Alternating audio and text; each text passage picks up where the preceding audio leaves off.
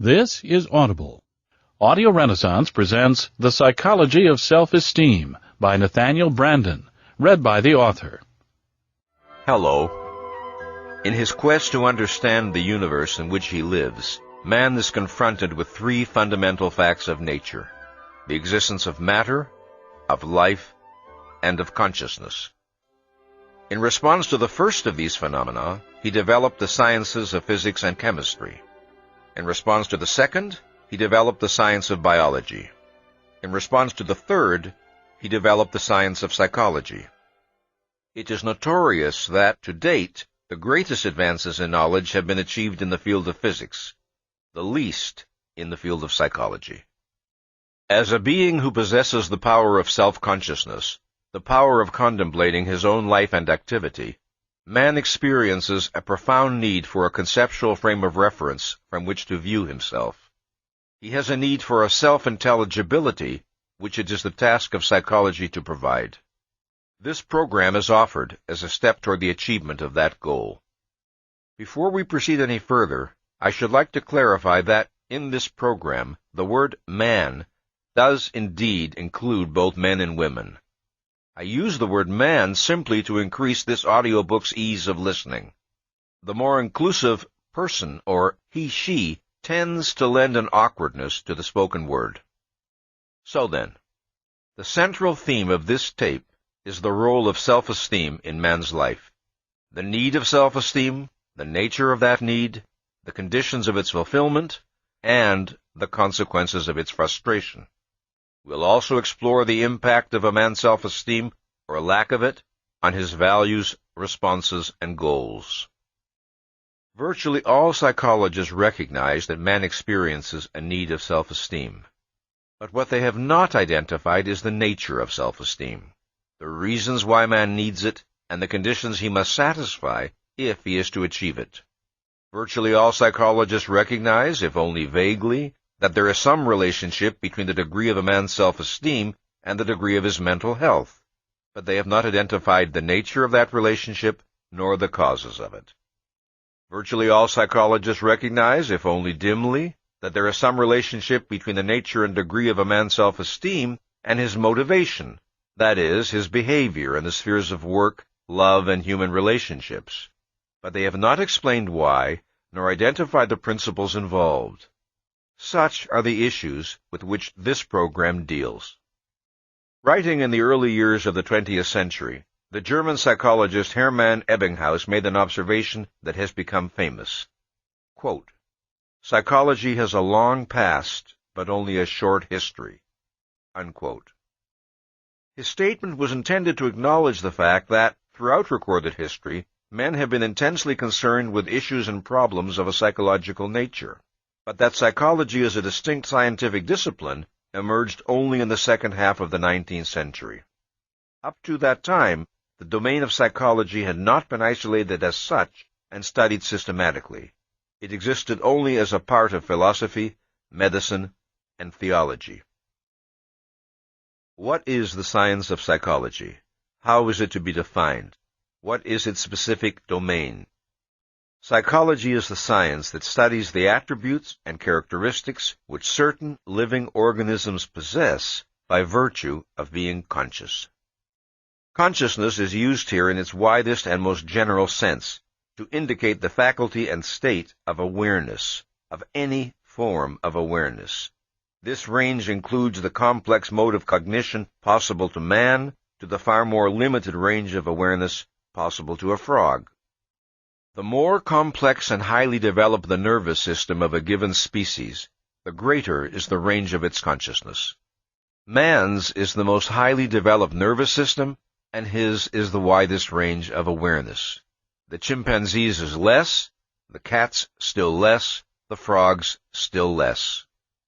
While psychology is concerned with all conscious organisms, it is primarily concerned with the study of man. Man's defining attribute, which distinguishes him from all other living species, is his ability to reason. This means to extend the range of his awareness beyond the perceptual concretes immediately confronting him, to abstract, to integrate, to grasp principles, to apprehend reality on the conceptual level of consciousness. An animal's range is only as wide as its percepts. The rudimentary forms of inference of which it may be capable are entirely dependent on the physical cues within its immediate sensory field, in the context of past experience. It cannot conceptualize, it cannot initiate a process of question-asking, it cannot project a chain of inference that is independent of immediate sensory stimuli. But man can chart on the back of an envelope the motion of planets through the outer reaches of space. Like every other species that possesses awareness, man survives by the guidance of his distinctive form of consciousness, by the guidance of his conceptual faculty. This is the first fact about man's nature that must be understood. This is the starting point of any scientific study of man, the basic principle without which no aspect of the distinctively human can be understood. Whether one is seeking to understand the nature of emotion, or the psychology of family relationships, or the causes of mental illness, or the meaning of love, one must begin by identifying the fact upon which any subsequent analysis of man necessarily rests. That is, that man is a rational being, a being whose distinctive form of consciousness is conceptual. Thus, psychology, as it pertains to man, is properly conceived and defined as the science that studies the attributes and characteristics which man possesses by virtue of his rational faculty. From the simplest unicellular animal to man, the most complex of organisms, all living entities possess a characteristic structure, the component parts of which function in such a way as to preserve the integrity of that structure, thereby maintaining the life of the organism. When an organism ceases to perform the actions necessary to maintain its structural integrity, it dies.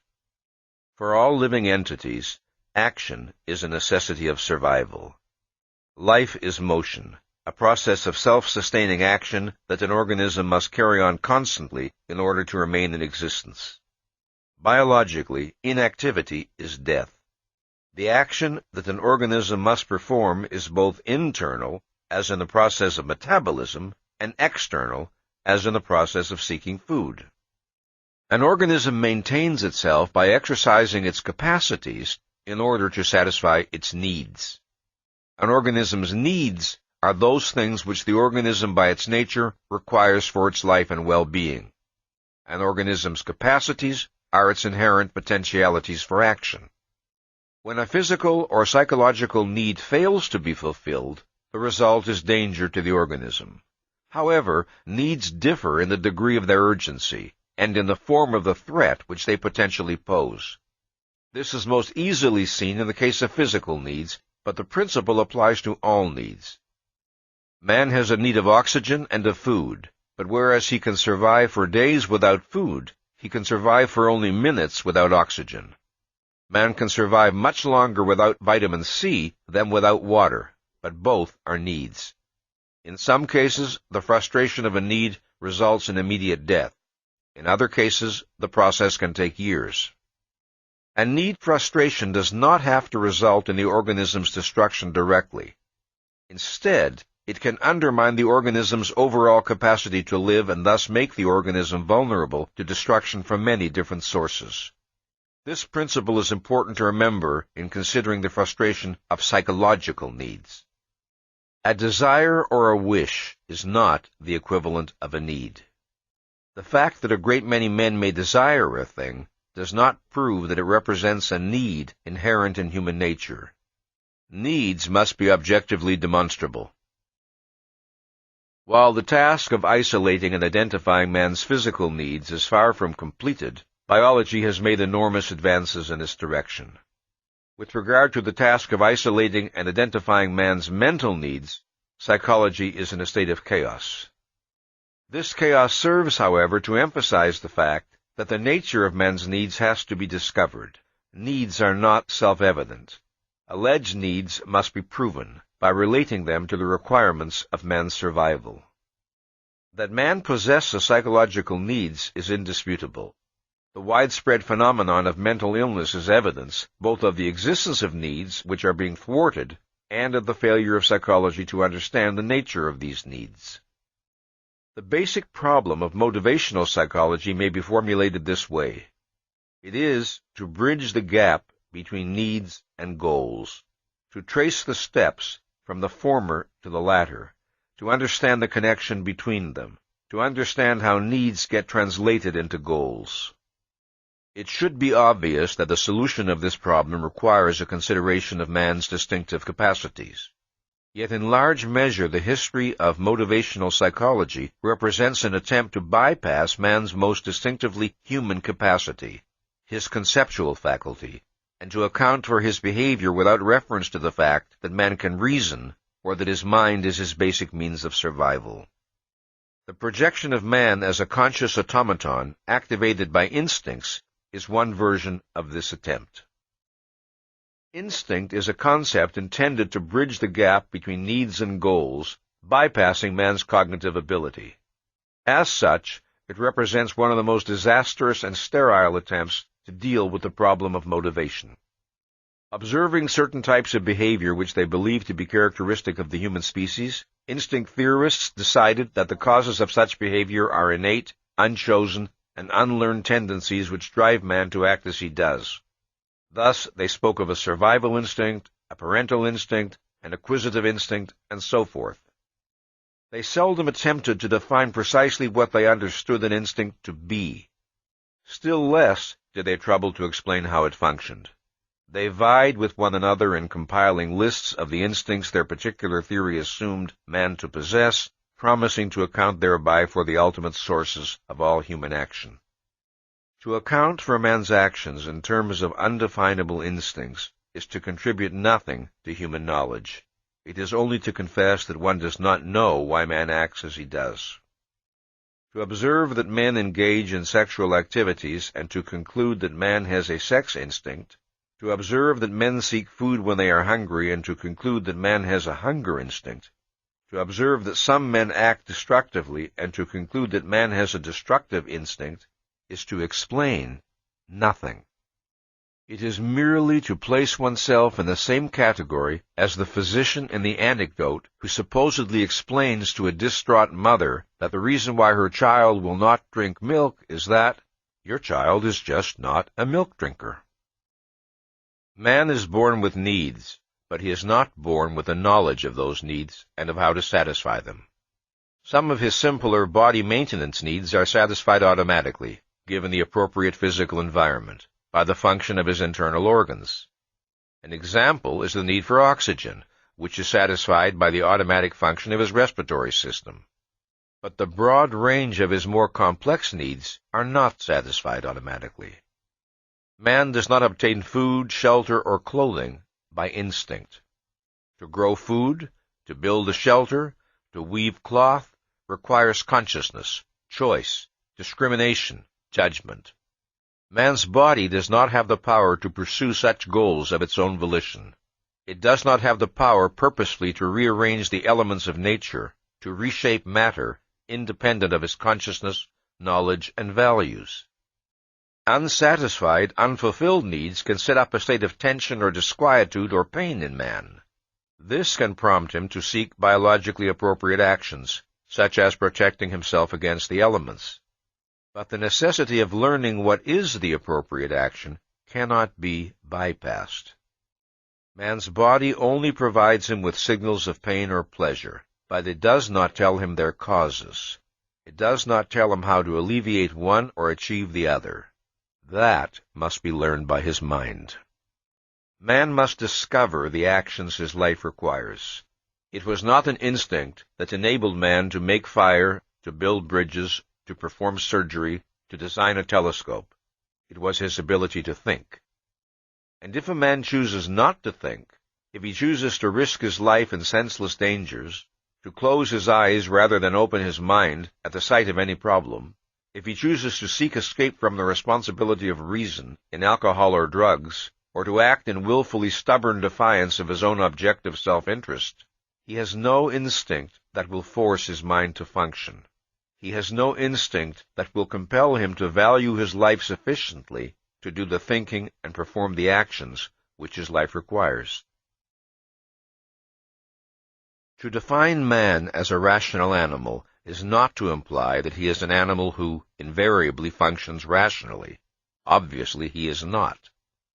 Rather, it is to identify the fact that his fundamental distinguishing characteristic, the attribute that essentially differentiates him from other animals, is his ability to reason, to apprehend reality on the conceptual level of consciousness. One of the most important consequences of man's possession of a conceptual faculty is his power of self-awareness. No other animal is capable of monitoring and reflecting on its own mental operations, of critically evaluating its own mental activity. No other animal is capable of deciding that a given process of mental activity is irrational or illogical, and of altering its subsequent mental operations accordingly. But the same conceptual faculty that confers on man a unique stature compels him to confront unique challenges. No other animal is explicitly aware of the issue of life or death that confronts all organisms. No other animal is aware of its own mortality, or has the power to extend its longevity through the acquisition of knowledge. No other animal has the ability and the responsibility to weigh its actions in terms of the long-range consequences for its own life. No other animal has the ability and the responsibility to continually work at extending its knowledge, thereby raising the level of its existence. No other animal faces such questions as, who am I? How should I seek to live? By what principles should I be guided in my actions? What goals ought I to pursue? What is to be the meaning of my life? The necessity of confronting such issues is essential to the human condition, to everything that is distinctive about man's life. All of man's unique achievements and all of his potential problems are consequences of his possession of the conceptual form of awareness. The relation of man's reason to his survival is the first of two basic principles of man's nature which are indispensable to an understanding of his psychology and behavior. The second is that the exercise of his rational faculty, unlike an animal's use of his senses, is not automatic. The decision to think is not biologically programmed in man. To think is an act of choice. This principle was first formulated by novelist-philosopher Ayn Rand this way, quote, "The key to human nature is the fact that man is a being of volitional consciousness. Reason does not work automatically. Thinking is not a mechanical process. The connections of logic are not made by instinct. The function of your stomach, lungs, or heart is automatic. The function of your mind is not. In any hour and issue of your life, you are free to think or to evade that effort. But you are not free to escape from your nature, from the fact that reason is your means of survival. So that for you, who are a human being, the question to be or not to be is the question to think or not to think." Unquote. In the brain of a normal human being, sensations are automatically integrated into perceptions. That is, they are wired into the nervous system. This is not true of the conceptual level of consciousness. Conceptual awareness is necessary to man's proper survival, but it is not implanted by nature. Man has to select that purpose. He has to direct his mental effort and integrate his mental activity to the goal of conceptual awareness by choice. To engage in an active process of thinking, to abstract, conceptualize, relate, infer, to reason, man must focus his mind. He must set it to the task of active integration. The choice to focus in any given situation is made by choosing to make awareness one's goal, awareness of that which is relevant in the given context. The goal of awareness is set by giving oneself, in effect, the order, grasp this. That this goal is not wired into man's brain by nature scarcely needs to be argued. One does not need to design special laboratory experiments in order to demonstrate that thinking is not an automatic process, that man's mind does not automatically pump conceptual knowledge when and as his life requires it, as his heart pumps blood. The mere fact of being confronted with physical objects and events will not force man to abstract their common properties, to integrate his abstractions, or to apply his knowledge to each new particular he encounters. Man's capacity to default on the responsibility of thinking is too easily observable. He must choose to focus his mind.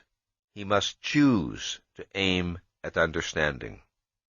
A man is in focus when and to the extent that his mind is set to the goal of awareness, clarity, intelligibility with regard to the object of his concern. To sustain that focus with regard to a specific issue or problem is to think. To let one's mind drift in willless passivity, directed only by random impressions, emotions, or associations, or to consider an issue without genuinely seeking to understand it, or to engage in an action without a concern to know what one is doing, this is to be out of focus. What is involved here is not an issue of the degree of a man's intelligence or knowledge, nor is it an issue of the productiveness or success of any particular thinking process, nor is it an issue of the specific subject matter with which the mind may be occupied. Rather, it is an issue of the basic regulating principle that directs the mind's activity. Is the mind controlled by the goal of awareness, or by something else, by wishes, fears, or the pull of lethargic passivity? There are different levels of awareness possible to man's mind, determined by the degree of his focus. The choice to focus or to think does not consist of moving from a state of literal unconsciousness to a state of consciousness. This clearly would be impossible. When one is asleep, one cannot suddenly choose to start thinking. So, to focus is to move from a lower level of awareness to a higher level, to move from relative mental passivity to purposeful mental activity. In the state of passive awareness, a man can apprehend the need to be in full mental focus. His choice is to evade that knowledge or to exert the effort of raising the level of his awareness. The decision to focus and to think, once made, does not continue to direct a man's mind unceasingly thereafter, with no further effort required. Just as the state of full consciousness must be initiated volitionally, so it must be maintained volitionally. This point can hardly be overemphasized. The choice to think must be reaffirmed in the face of every new issue and problem. The decision to be in focus yesterday will not compel a man to be in focus today. The decision to be in focus about one question will not compel a man to be in focus about another. In any specific thinking process, man must continue to monitor and regulate his own mental activity. In any hour of his life, he is free to suspend the function of his consciousness, to abandon effort, to let his mind drift passively. He is free to maintain only a partial focus, grasping that which comes easily to his understanding, and declining to struggle for that which does not. Man is free not only to evade the effort of purposeful awareness in general, but to evade specific lines of thought that he finds disconcerting or painful. Perceiving qualities in his friends or himself that clash with his moral standards, he can surrender his mind to blankness or switch it hastily to some other concern, refusing to identify the meaning or implications of what he has perceived. Grasping that he is pursuing a course of action that is in blatant defiance of reason, he can plunge his mind into fog and continue on his way. In such cases, a man is doing more than defaulting on the responsibility of making awareness his goal. He is actively seeking unawareness as his goal, and this is the meaning of evasion. In the choice to focus or not to focus, to think or not to think, to activate the conceptual level of his consciousness or to suspend it, and in this choice alone is man psychologically free. As focusing involves expanding the range of one's awareness, so evasion consists of the reverse process, of shrinking the range of one's awareness. Evasion consists of refusing to raise the level of one's awareness when one knows that one should, or of lowering the level of one's awareness when one knows that one shouldn't. To evade a fact is to attempt to make it unreal to oneself, on the implicit premise that if one does not perceive the fact, it does not really exist, or its existence will not matter and will not entail any consequences. Man's life and well-being depend upon his maintaining a proper cognitive contact with reality, and this requires a full mental focus, maintained as a way of life, as a way of being. To be in focus does not mean that one must be engaged in the task of problem-solving every moment of one's waking existence. It means that one must know what one's mind is doing.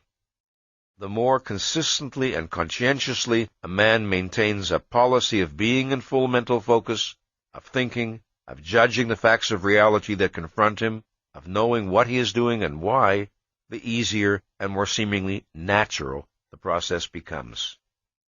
The steadily increasing knowledge he acquires as a result of his policy, the growing sense of control over his existence, the growing self-confidence, all serve to put every emotional incentive on the side of his continuing to think. Further, they reduce the possibility of an incentive that could tempt him to evade. It is too clear to him that reality is not, and can never be, his enemy, that he has nothing to gain from self-inflicted blindness, and everything to lose. This does not mean that for such a man the policy of rationality becomes automatic.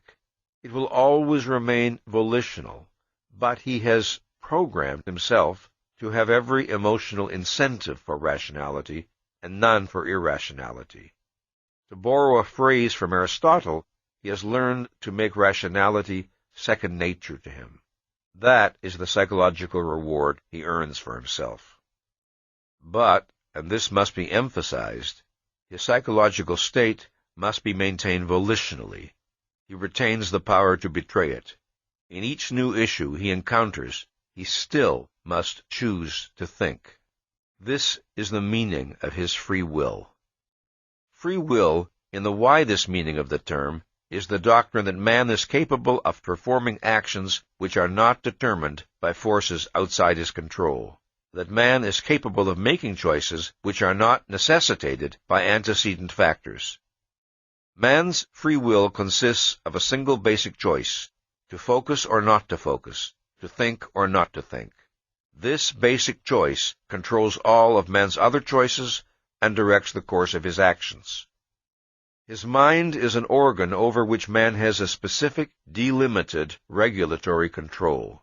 The driver of an automobile can steer the car in the chosen direction, but cannot alter or infringe the mechanical laws by which the car functions. In the same way, man can choose to focus, to aim his cognitive faculty in a given direction, but cannot alter or infringe the psychological laws by which his mind functions. If a man does not steer his car properly, he has no choice about the fact that he will end in a smash-up.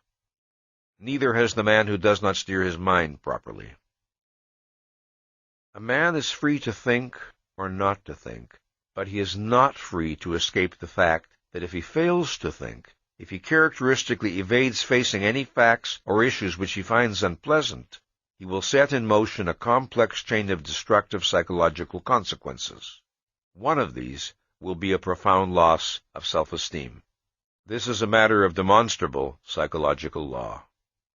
Or again, if a man forms certain values as a result of his thinking or non-thinking, these values will lead him to experience certain emotions in certain situations. He will not be able to command these emotions out of existence by will. If he recognizes that a specific emotion is inappropriate, he can alter it by rethinking the value or values that evoke it. But he can do so only in a specific manner, not by arbitrary whim. Free will does not mean arbitrary, omnipotent power, unlimited power over the workings of one's own mind. This must be understood. Thus, to the extent that one understands the principles by which man's mind operates, one can predict the psychological consequences of given ideas, values, conclusions, attitudes, and thinking policies. One can predict, for example, that a man of authentic self-esteem will find intellectual stagnation intolerable, that a man who regards sex, life, and himself as evil will not be attracted to a woman of intelligence, independence, and guiltless self-confidence. Then a man whose guiding policy is, "Don't antagonize anyone," will not be the first to champion a radical new idea or theory. I have stressed that man's ability to reason is his essential attribute, the attribute which explains the greatest number of his other characteristics. This fact is often obscured by the widespread confusion about the nature and role of emotions in man's life. One frequently hears the statement, "Man is not merely a rational being, he is also an emotional being." This implies some sort of dichotomy, as if man possessed a dual nature with one part in opposition to the other. In fact, in the ultimate sense, not in the obvious sense, but in the ultimate sense, the content of man's emotions is the product of his rational faculty. His emotions are a derivative and a consequence which cannot be understood without reference to the conceptual power of his consciousness. As man's tool of survival, reason has two basic functions: cognition and evaluation. The process of cognition consists of discovering what things are, of identifying their nature, their attributes, and properties. The process of evaluation consists of man discovering the relationship of things to himself, of identifying what is beneficial to him and what is harmful, what should be sought and what should be avoided. Quoting Ayn Rand in her book, The Virtue of Selfishness, "A value is that which one acts to gain and or keep," unquote. It is that which one regards as conducive to one's welfare. A value is the object of an action. Since man must act in order to live, and since reality confronts him with many possible goals, many alternative courses of action, he cannot escape the necessity of selecting values and making value judgments.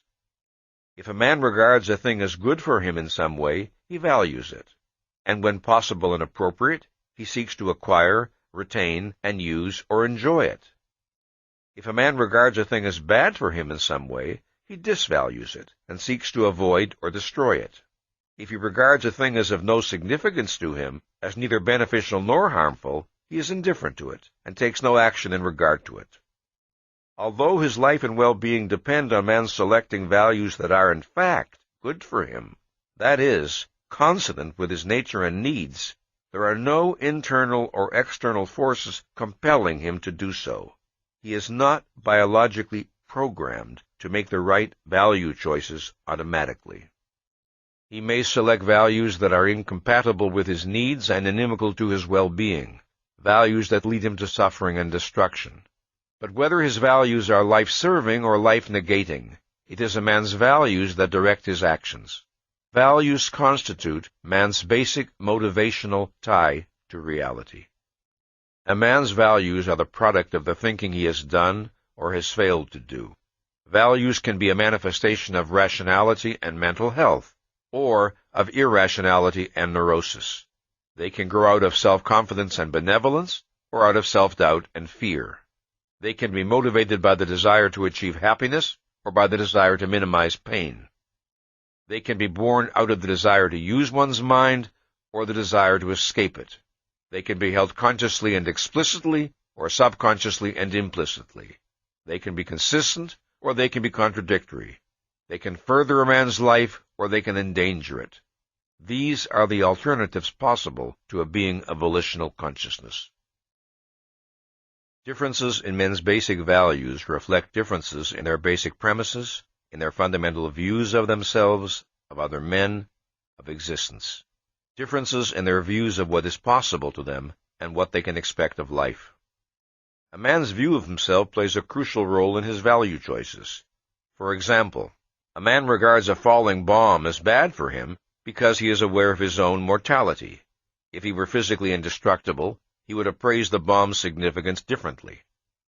One's conscious or subconscious view of one's own person, whether one appraises oneself correctly or not, is implicit in one's value judgments.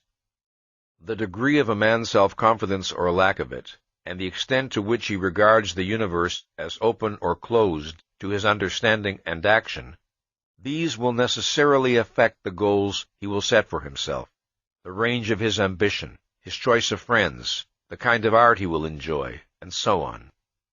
For the most part, the process by which a man's view of himself affects his value choices does not take place on a conscious level. It is implicit in his evaluations, reflecting earlier conclusions, which in effect are filed in his subconscious. The subconscious is the sum of mental contents and processes that are outside of or below awareness. The subconscious operates as a storehouse of past knowledge, observations, and conclusions. It operates, in effect, as an electronic computer, performing super-rapid integrations of sensory and ideational material. Thus, his past knowledge, provided it has been properly assimilated, can be instantly available to man, while his conscious mind is free to deal with the new. This is the pattern of all human learning. Once, a man needed his full mental attention to learn to walk. Then the knowledge became automatized, and he was free to pursue new skills. Once, a man needed his full mental attention to learn to speak. Then the knowledge became automatized, and he was enabled to go forward to higher levels of accomplishment. Man moves from knowledge to more advanced knowledge, automatizing his discoveries as he proceeds. He turns his brain into an ever more efficacious instrument, if and to the extent that he continues the growth process. A man acquires values and disvalues. These too become automatized. He is not obliged in every situation he encounters to recall all of his values to his conscious mind in order to form an estimate. Example: if an experienced motorist perceives an oncoming truck veering toward a collision, he does not need a new act of conscious reasoning in order to grasp the fact of danger. Faster than any thought could take shape in words, he registers the significance of what he perceives, his foot flies to the brake, or his hands swiftly turn the wheel. One of the forms in which these lightning-like appraisals present themselves to man's conscious mind is via his emotions. So next, let's talk about emotions. His emotional capacity is man's automatic barometer of what is for him or against him within the context of his knowledge and values. The relationship of value judgments to emotions is that of cause to effect. An emotion is a value response. It is the automatic psychological result of a super-rapid subconscious appraisal. The sequence of psychological events is from perception to evaluation to emotional response. On the level of immediate awareness, however, the sequence is from perception to emotion. A person may or may not be consciously aware of the intervening value judgment. A separate act of focused awareness may be required to grasp it because of the extreme rapidity of the sequence. That a person may fail to identify either the judgment or the factors involved in it, that he may be conscious only of the perception and of his emotional response, is the fact which makes possible man's confusion about the nature and source of emotions. Emotions are not tools of cognition. To treat them as such is to put one's life and well-being in danger. What one feels in regard to any fact or issue is irrelevant to the question of whether one's judgment is true or false. It is not by means of one's emotions that one apprehends reality. The mere perception of an object has no power to create an emotion in man, let alone to determine the content of the emotion. The emotional response to an object is inexplicable, except in terms of the value significance of the object to the perceiver. And this necessarily implies a process of appraisal. For example, 3 men may look at a scoundrel. The first man recognizes to what extent this person has betrayed his status as a human being and feels contempt. The second man wonders how he can be safe in a world where such persons can prosper and feels fear. The third man secretly envies the scoundrel's success and feels a sneaking admiration. Note that all 3 men perceive the same object. The differences in their emotional reactions proceed from differences in their evaluation of the significance of what they perceive. Just as emotions are not created by objects of perception as such, so they are not the product of any sort of innate ideas. Having no innate knowledge of what is true or false, man can have no innate knowledge of what is good for him or evil. A man's values are a product of the quantity and quality of his thinking. The motivational power and function of emotions is evident in the fact that every emotion contains an inherent action tendency, that is, an impetus to perform some action related to the particular emotion. Love, for example, is a man's emotional response to that which he values highly. It entails the action tendency to achieve some form of contact with the loved person, to interact intellectually, emotionally, physically. The emotion of fear is a man's response to that which threatens his values. It entails the action tendency to avoid or flee from the feared object. The action involved is not always physical. For example, there are feelings of quiet happiness that invoke in man the desire only to remain still and contemplate the source of his happiness, or the beauty of the world around him. But every emotion carries some implication for action. This does not mean that the action should necessarily be taken. It may not be possible or appropriate in a given context. We don't have to act on a feeling just because we have it. The action implication of some emotions is negative. That is, they tend specifically to retard or inhibit action. This is evident in the case of acute depression. The person feels that nothing is worth doing, that action is futile, that he is helpless to achieve happiness. The impulse is toward stillness, passivity, withdrawal. Whether a man's emotional mechanism brings him happiness or suffering depends on its programming. It depends on the validity and consistency of his values. His emotional apparatus is a machine. Man is its driver. According to the values he selects, he makes the motivational power of his emotions work in the service of his life or against it.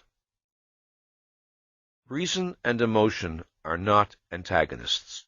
What may seem like a struggle between them is only a struggle between two opposing ideas, one of which is not conscious and manifests itself only in the form of a feeling. The resolution of such conflicts is not always simple. It depends on the complexity of the issues involved. But resolutions are achievable, and the necessary first step is to recognize the actual nature of that which needs to be resolved. The guiltless emotional spontaneity that men long for, the freedom from torturing self-doubts, enervating depression, and paralyzing fears, is a proper and achievable goal. But it is possible only on the basis of a rational view of emotions and of their relation to thought. It is possible only if one's emotions are not a mystery, only if one does not have to fear that they may lead one to destruction. It is the reward of a person who has assumed the responsibility of identifying and validating the values that underlie his emotions, the person for whom emotional freedom and openness do not mean the suspension of awareness. The single most formidable obstacle to identifying the roots of one's emotions is repression. Repression is a subconscious mental process that forbids certain ideas, memories, identifications, and evaluations to enter conscious awareness. Repression is an automatized avoidance reaction whereby a man's focal awareness is involuntarily pulled away from any forbidden material emerging from less conscious levels of his mind or from his subconscious. Among the various factors that may cause a person to feel alienated from his own emotions, repression is the most formidable and devastating. But it is not emotions as such that are repressed. An emotion cannot be repressed. If it is not felt, it is not an emotion.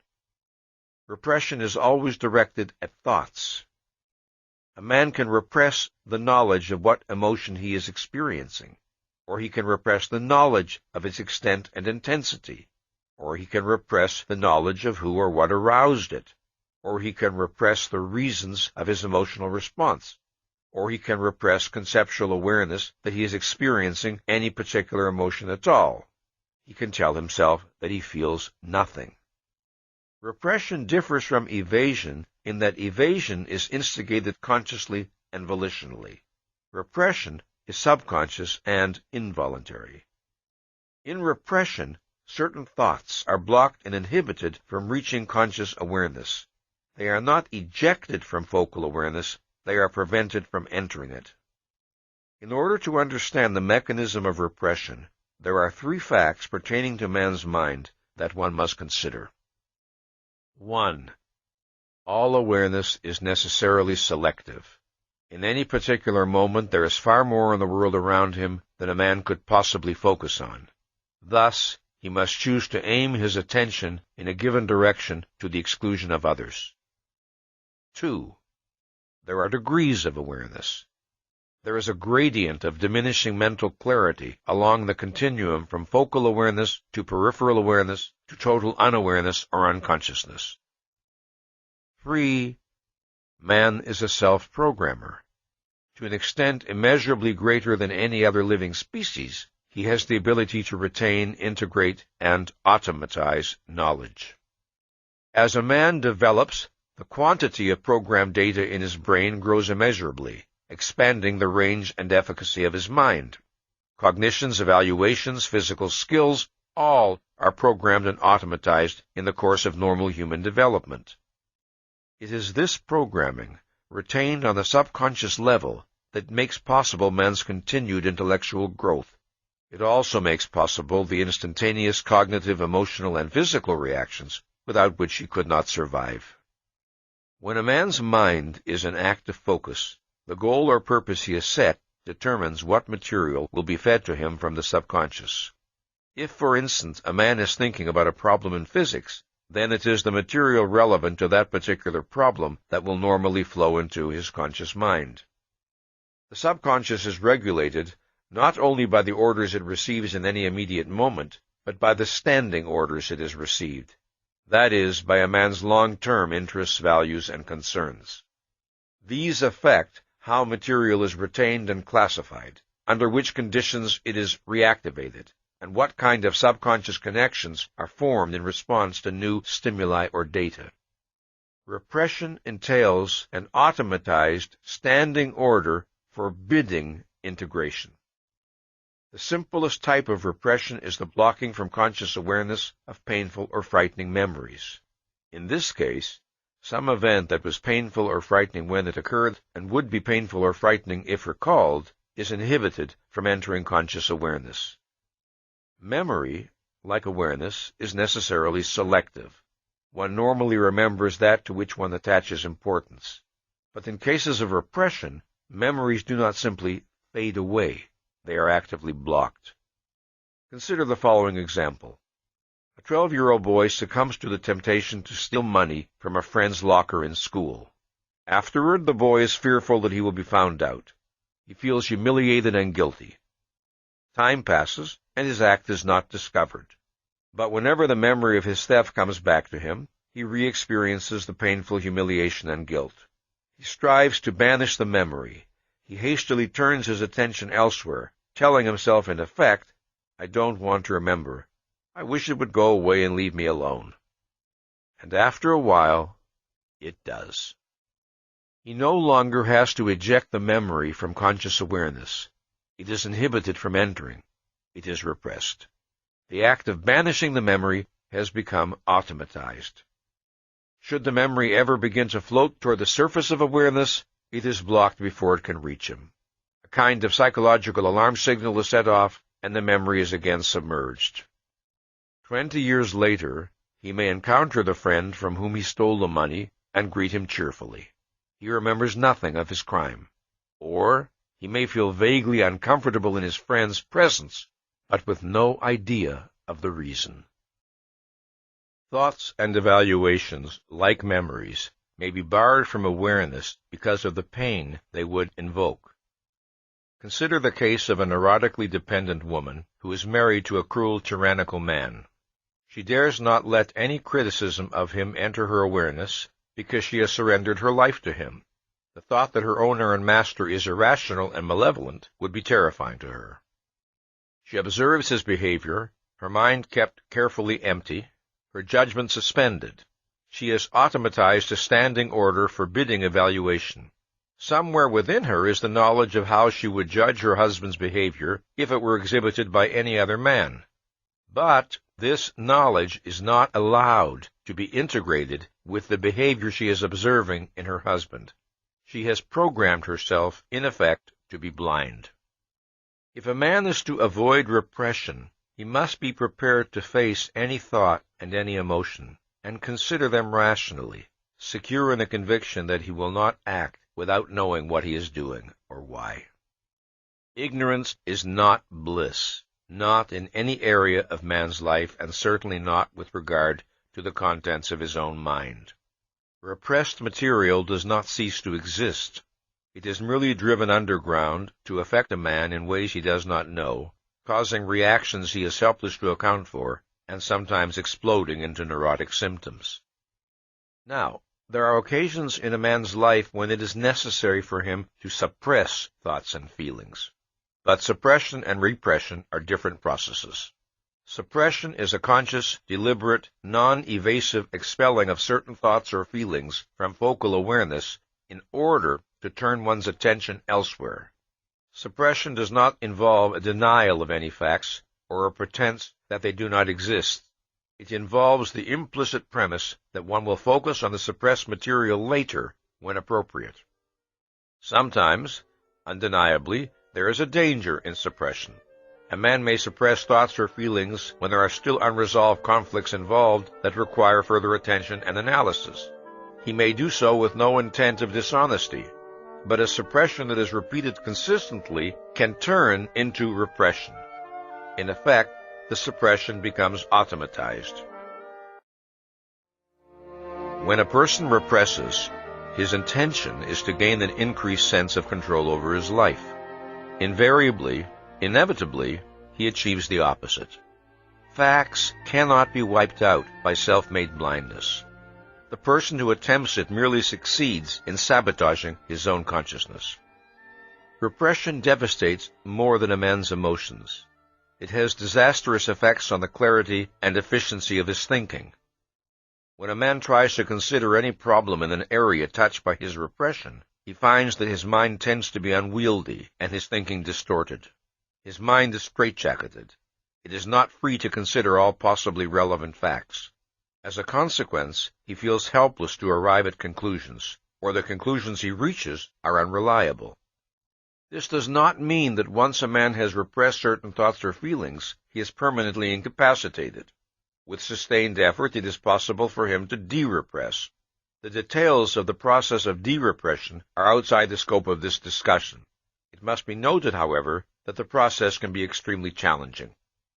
In order to avoid repression, or in order to de-repress, it is imperative that a man adopt a policy of becoming aware of his emotions, of paying attention to his emotions, that he take note of and conceptualize his emotional reactions, and that he identify their reasons. If his emotions are to be a source of pleasure to man, not a source of pain, he must learn to think about them, pay attention to them, be aware of them, bring his consciousness to bear on them. Rational awareness is not the cold hand that kills. It is the power that liberates. This is an issue I discuss in great detail in a later book of mine called The Art of Living Consciously.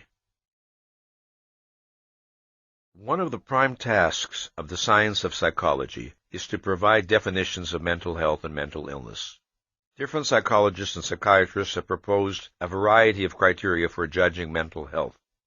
The mentally healthy person is said, for example, to have an unobstructed capacity for growth, development, and self-actualization, to have a firm sense of identity, to have insight into his own motivation, to have a high tolerance for stress, to be self-accepting, to be unencumbered by paralyzing conflicts, to have an integrated personality, and so on. Such descriptions may be valid. In fact, they have a good deal to recommend them, but they are not definitions of mental health, and their precise meaning is not always clear. What must be provided is a fundamental principle, an identification of the essence of mental health. Such characteristics as the foregoing are effects or consequences. But what is their cause? My answer is as follows.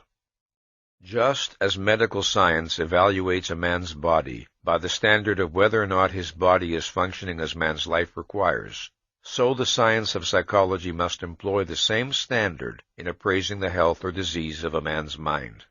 The health of a man's mind must be judged by how well that mind performs its biological function. What is the biological function of mind? cognition, evaluation, and the regulation of action. The basic function of man's consciousness is cognition, that is, awareness and knowledge of the facts of reality. Since man must act, his survival requires that he apprehend reality so that he may regulate his behavior accordingly.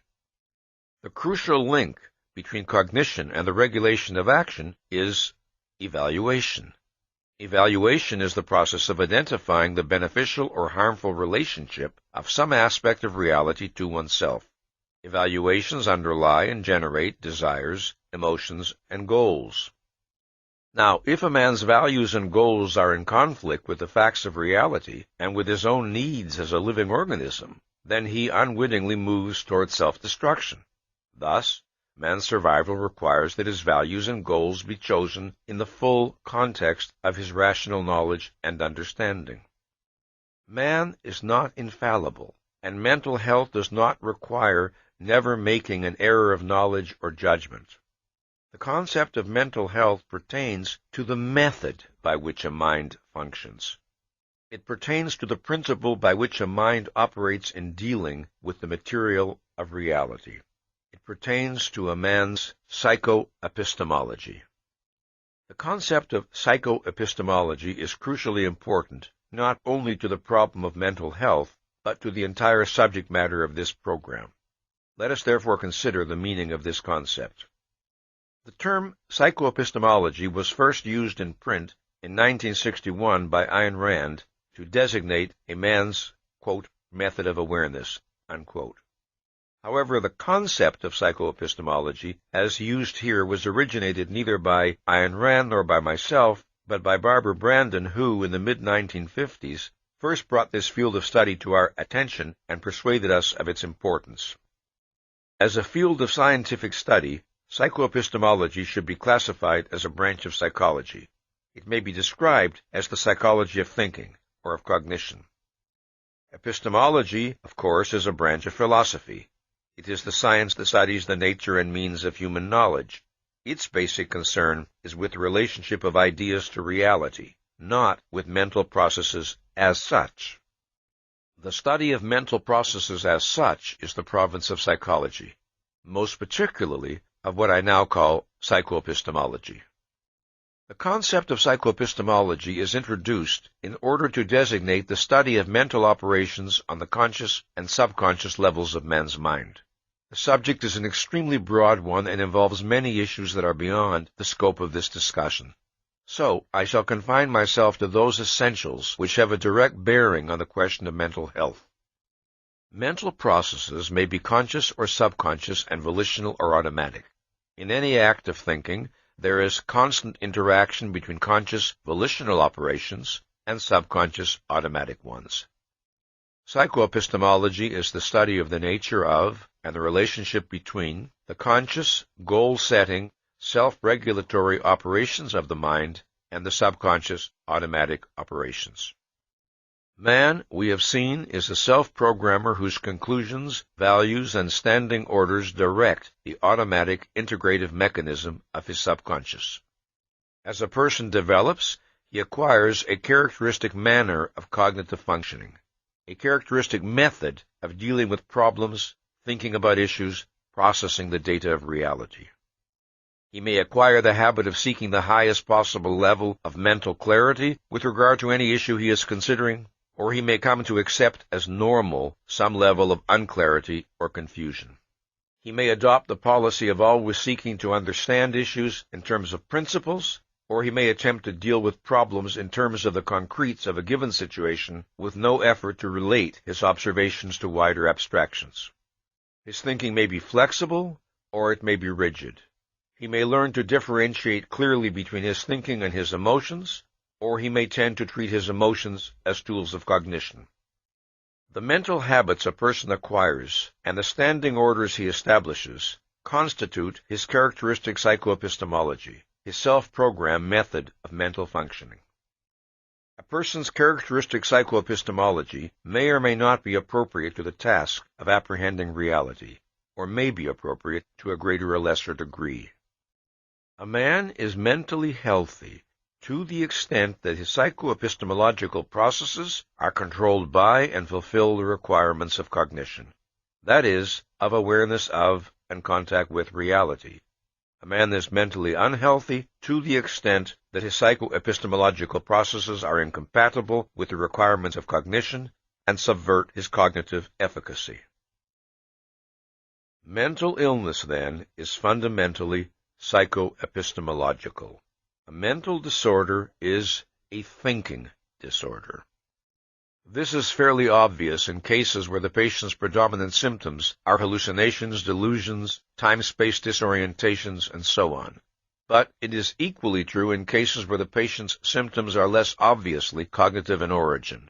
This includes such things as pathological anxiety, depression, hypochondriasis, conversion reactions, or sadomasochism.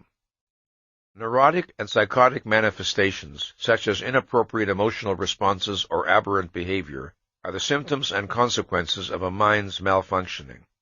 But the root problem is always the mind's alienation from reality in some form to a greater or lesser extent.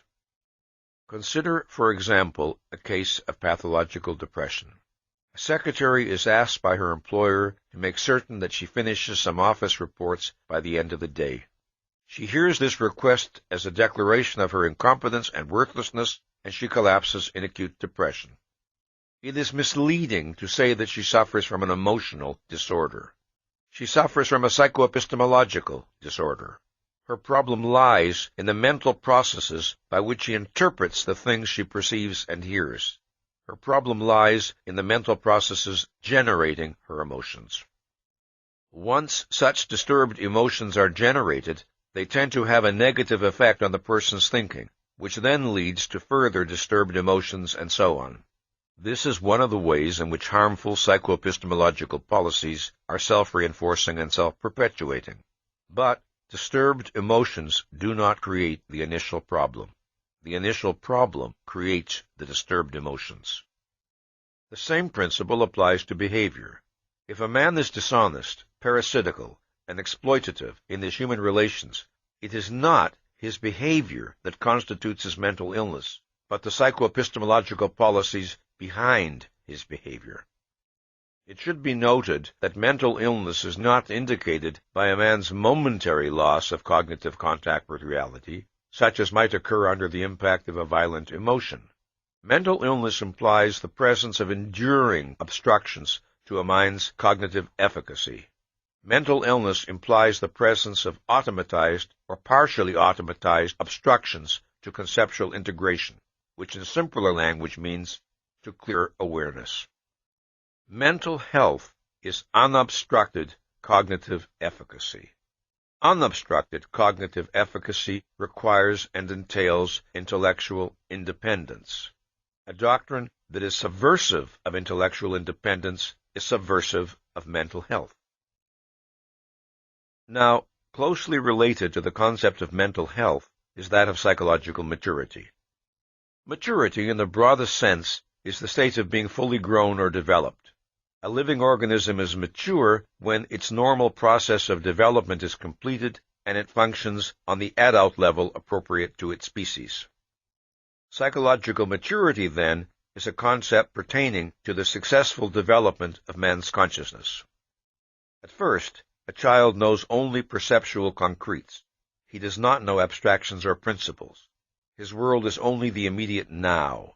He cannot think, plan, or act long range. As the child grows, his intellectual field widens.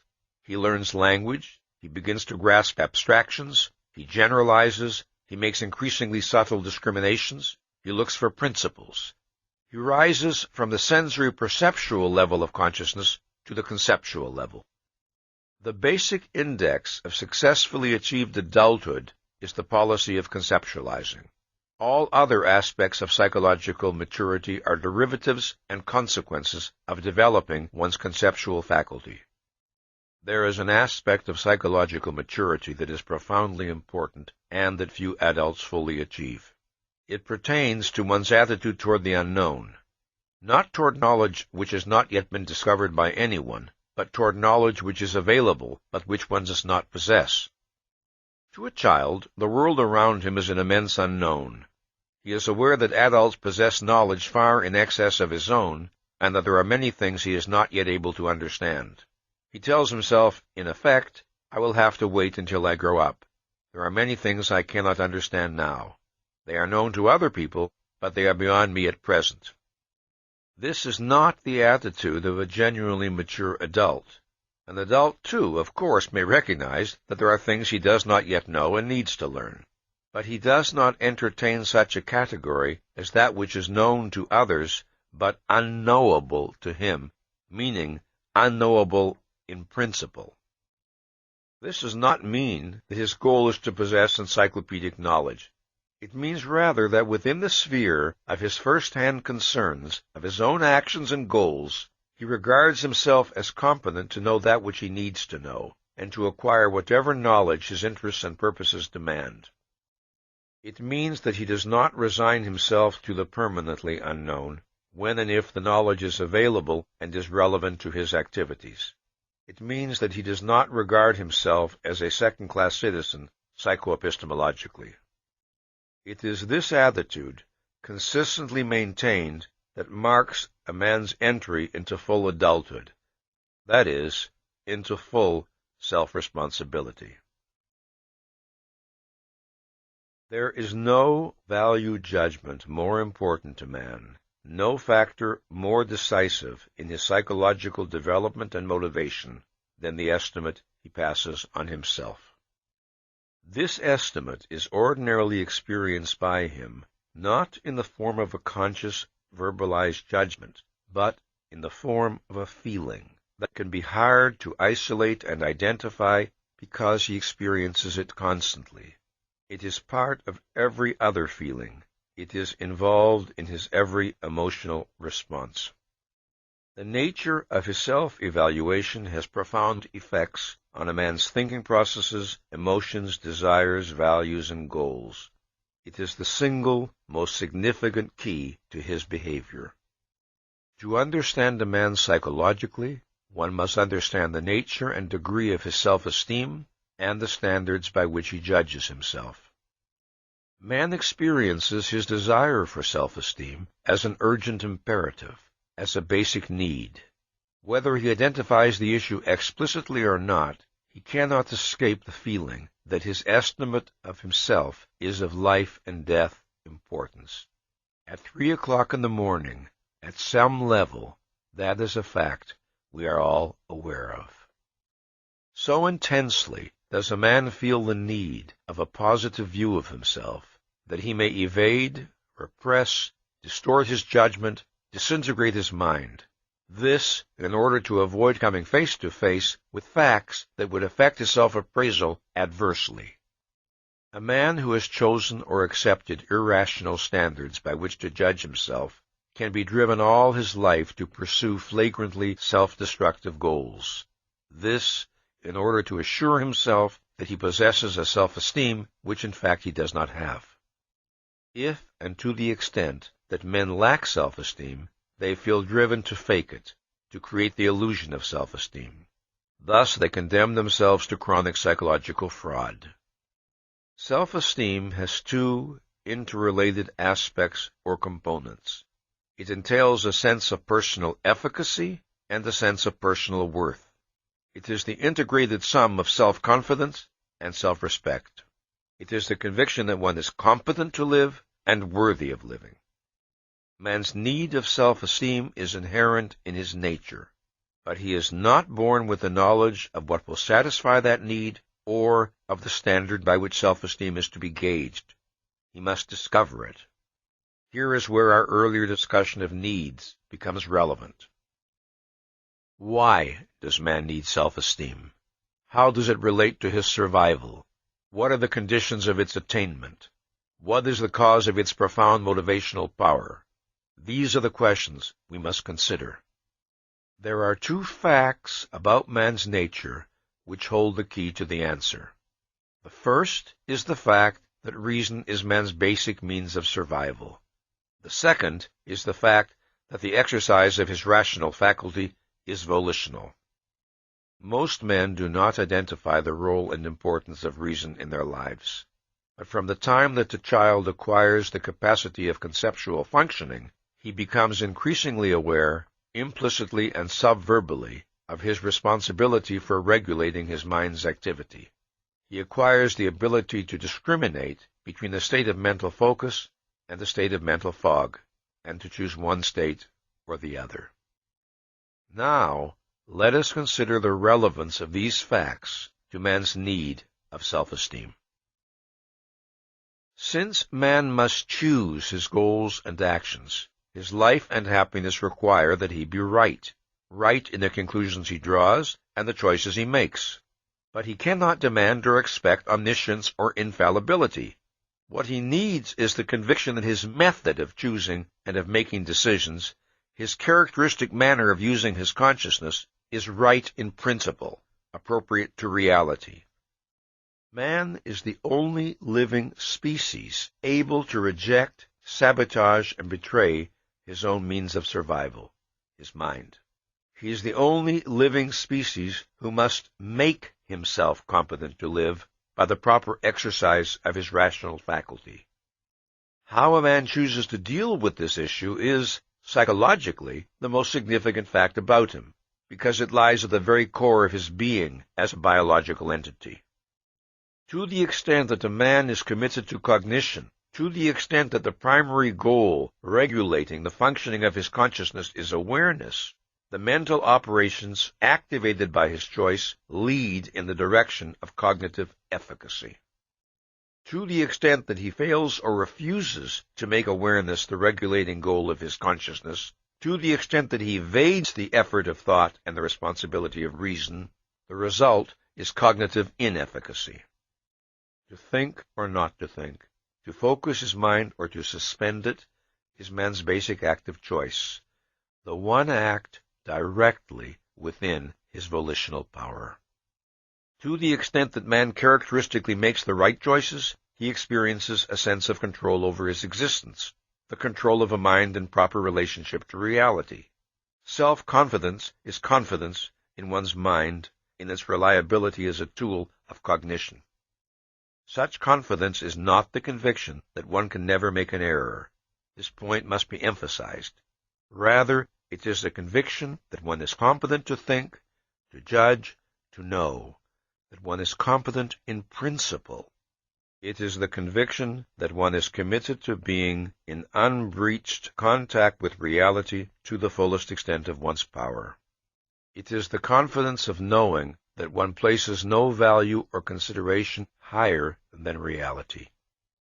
This basic type of confidence must be distinguished from other, more superficial types of self-confidence, which reflect a person's sense of efficacy at particular tasks or in particular areas. This basic self-confidence is not a judgment passed on one's knowledge or special skills. It is a judgment passed on that which acquires knowledge and skills. It is psychoepistemological self-confidence. It is a judgment passed on one's characteristic manner of facing and dealing with the facts of reality. Man needs such self-confidence because to doubt the efficacy of his tool of survival is to be stopped, paralyzed, condemned to anxiety and helplessness, and to some extent, rendered unfit to live. Very early in his development, as a child becomes aware of his power to choose his actions, as he acquires the sense of being a person, he experiences the need to feel that he is right as a person, right in his characteristic manner of acting. He needs to feel that he is good. He is not aware of the question in relation to the issue of life or death. He is aware of it only in relation to the alternative of joy or suffering. To be right as a person is to be fit for happiness. To be wrong is to be threatened by pain. As I have stressed, no other living species faces such questions as, what kind of entity should I seek to become? By what moral principles should I guide my life? But there is no way for a man to escape these questions. Man cannot exempt himself from the realm of values and value judgments. Whether the values by which he judges himself are conscious or subconscious, rational or irrational, consistent or contradictory, life-serving or life-negating. Every human being judges himself by some standard, and to the extent that he fails to satisfy that standard, his sense of personal worth, his self-respect, suffers accordingly. Man needs self-respect because he has to act to achieve values, and in order to act, he needs to value the beneficiary of his action. In order to seek values, man must consider himself worthy of enjoying them. In order to fight for his happiness, he must consider himself worthy of happiness. The two aspects of self-esteem, self-confidence, and self-respect, can be isolated conceptually, but they are inseparable in a man's psychology. Man makes himself worthy of living by making himself competent to live, by dedicating his mind to the task of discovering what is true and what is right, and by governing his actions accordingly. If a man defaults on the responsibility of thought and reason, thus undercutting his competence to live, he will not retain his sense of worthiness. If he betrays his moral convictions, thus undercutting his sense of worthiness, he will not retain his sense of competence. The root of both aspects of self-esteem is psychoepistemological. Such, in briefest essence, are the nature and causes of man's need of self-esteem. If man is to achieve and maintain self-esteem, the first and fundamental requirement is that he preserve an indomitable will to understand. The desire for comprehension of that which falls within the range of his awareness is the guardian of man's mental health and the motor of his intellectual growth. The potential range of a man's awareness depends on the extent of his intelligence, but the principle of the will to understand remains the same on all levels of intelligence. It requires the identification and integration to the best of a man's knowledge and ability of that which comes into his mental field. Unfortunately, this attitude is usually relinquished or breached very early in a person's life. Then the person adjusts to the sense of living in an unintelligible, bewildering, and frightening universe in which cognitive self-confidence is impossible. Sometimes the cause is a volitional default on the part of the child, an attitude of irresponsible passivity and dependence. Sometimes the cause is the child's desire to indulge in wishes or actions he knows to be irrational, which requires that a policy of evasion be instituted, which requires that the will to understand be suspended. However, often the causes are much more complex. Take, for instance, the case of a child who comes up against human irrationality with which he does not know how to cope. A child may find the world around him, the world of his parents and other adults, incomprehensible and threatening. Many of the actions, emotions, ideas, expectations, and demands of the adults appear senseless, contradictory, oppressive, and bewilderingly inimical to him. After a number of unsuccessful attempts to understand their policies and behavior, the child gives up, and, here is the tragedy, takes the blame for his feeling of helplessness. He may react with anger, or hostility, or anxiety, or depression, or withdrawal, but, consciously or subconsciously, he takes his failure to understand as a reflection on himself. He concludes that there is something wrong with him, that he is intellectually or morally deficient in some nameless way. Gradually, he gives up the expectation that he will ever be able to make sense of the world around him. He resigns himself to living with the permanently unknowable. A child is vulnerable because he is not yet able to recognize clearly and unequivocally that his elders are irrational. He cannot grasp their motives. He knows they know more than he does, but he senses that there's something terribly wrong with them, or with himself, or with something. What he feels is, I'll never understand people, I'll never be able to do what they expect of me, I don't know what's right or wrong, and I'm never going to know.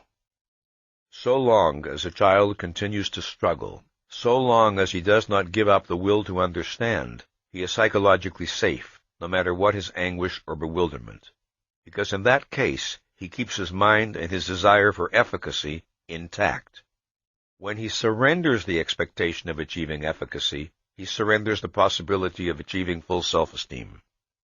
Every child realizes that there are things he cannot expect to know until he grows older. That is not his problem.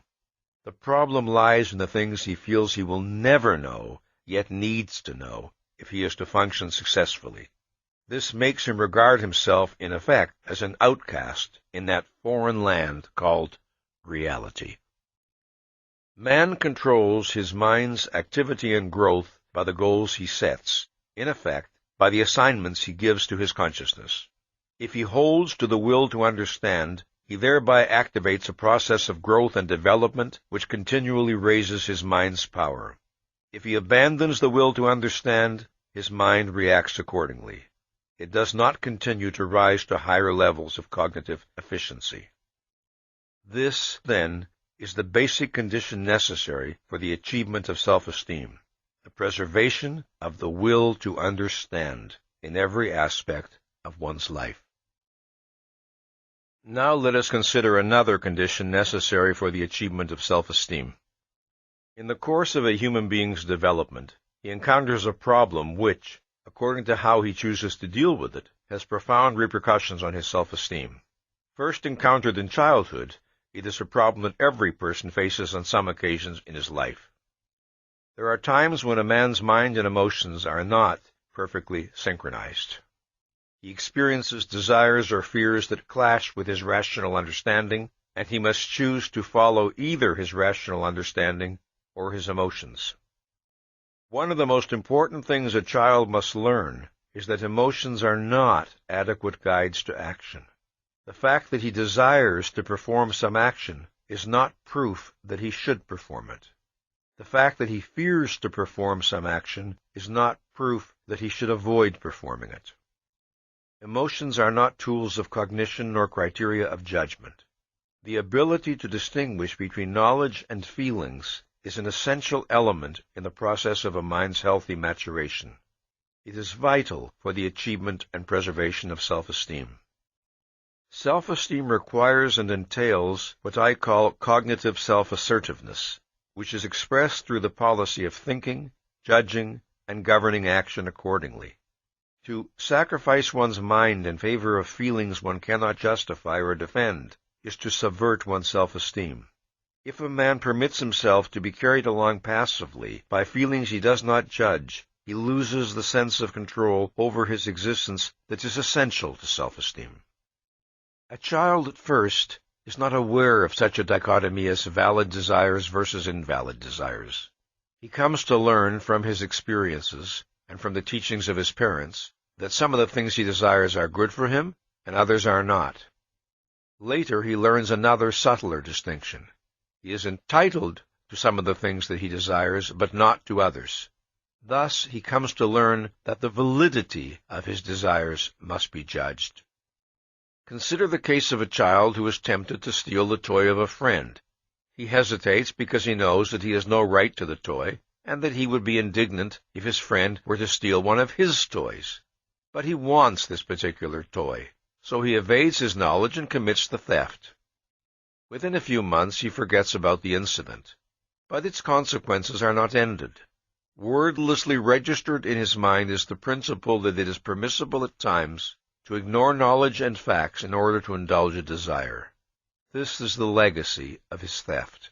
This, plus a residue of vague, nameless guilt, the sense of some inner uncleanliness, the state of a mind learning to distrust itself. He is free subsequently to repudiate this principle consciously and expunge it from his psychology. But if he fails to do so, if instead he reinforces it by repeated acts of evasion and irrational emotional indulgence, he undermines his self-esteem still further. How badly his self-esteem is damaged will depend on the frequency of his evasions, the extent of the knowledge he evades, and the nature of the desires he indulges. Some offenses are clearly more serious than others. If a person develops healthily, mind and emotions tend to achieve harmony. He is not chronically torn by conflicts between his desires and his knowledge. But no matter how well integrated a person may be, The process of holding and integrating the full long-range context of his knowledge is not automatic or infallible. Thus, a man always has the responsibility of monitoring and appraising his desires. The majority of men as adults suffer from a significant deficit of self-esteem. The senseless tragedy of their lives is that most of them betrayed their mind not for the sake of gratifying some violent, if irrational passion, but for the sake of indulging meaningless or senseless whims that they can no longer remember.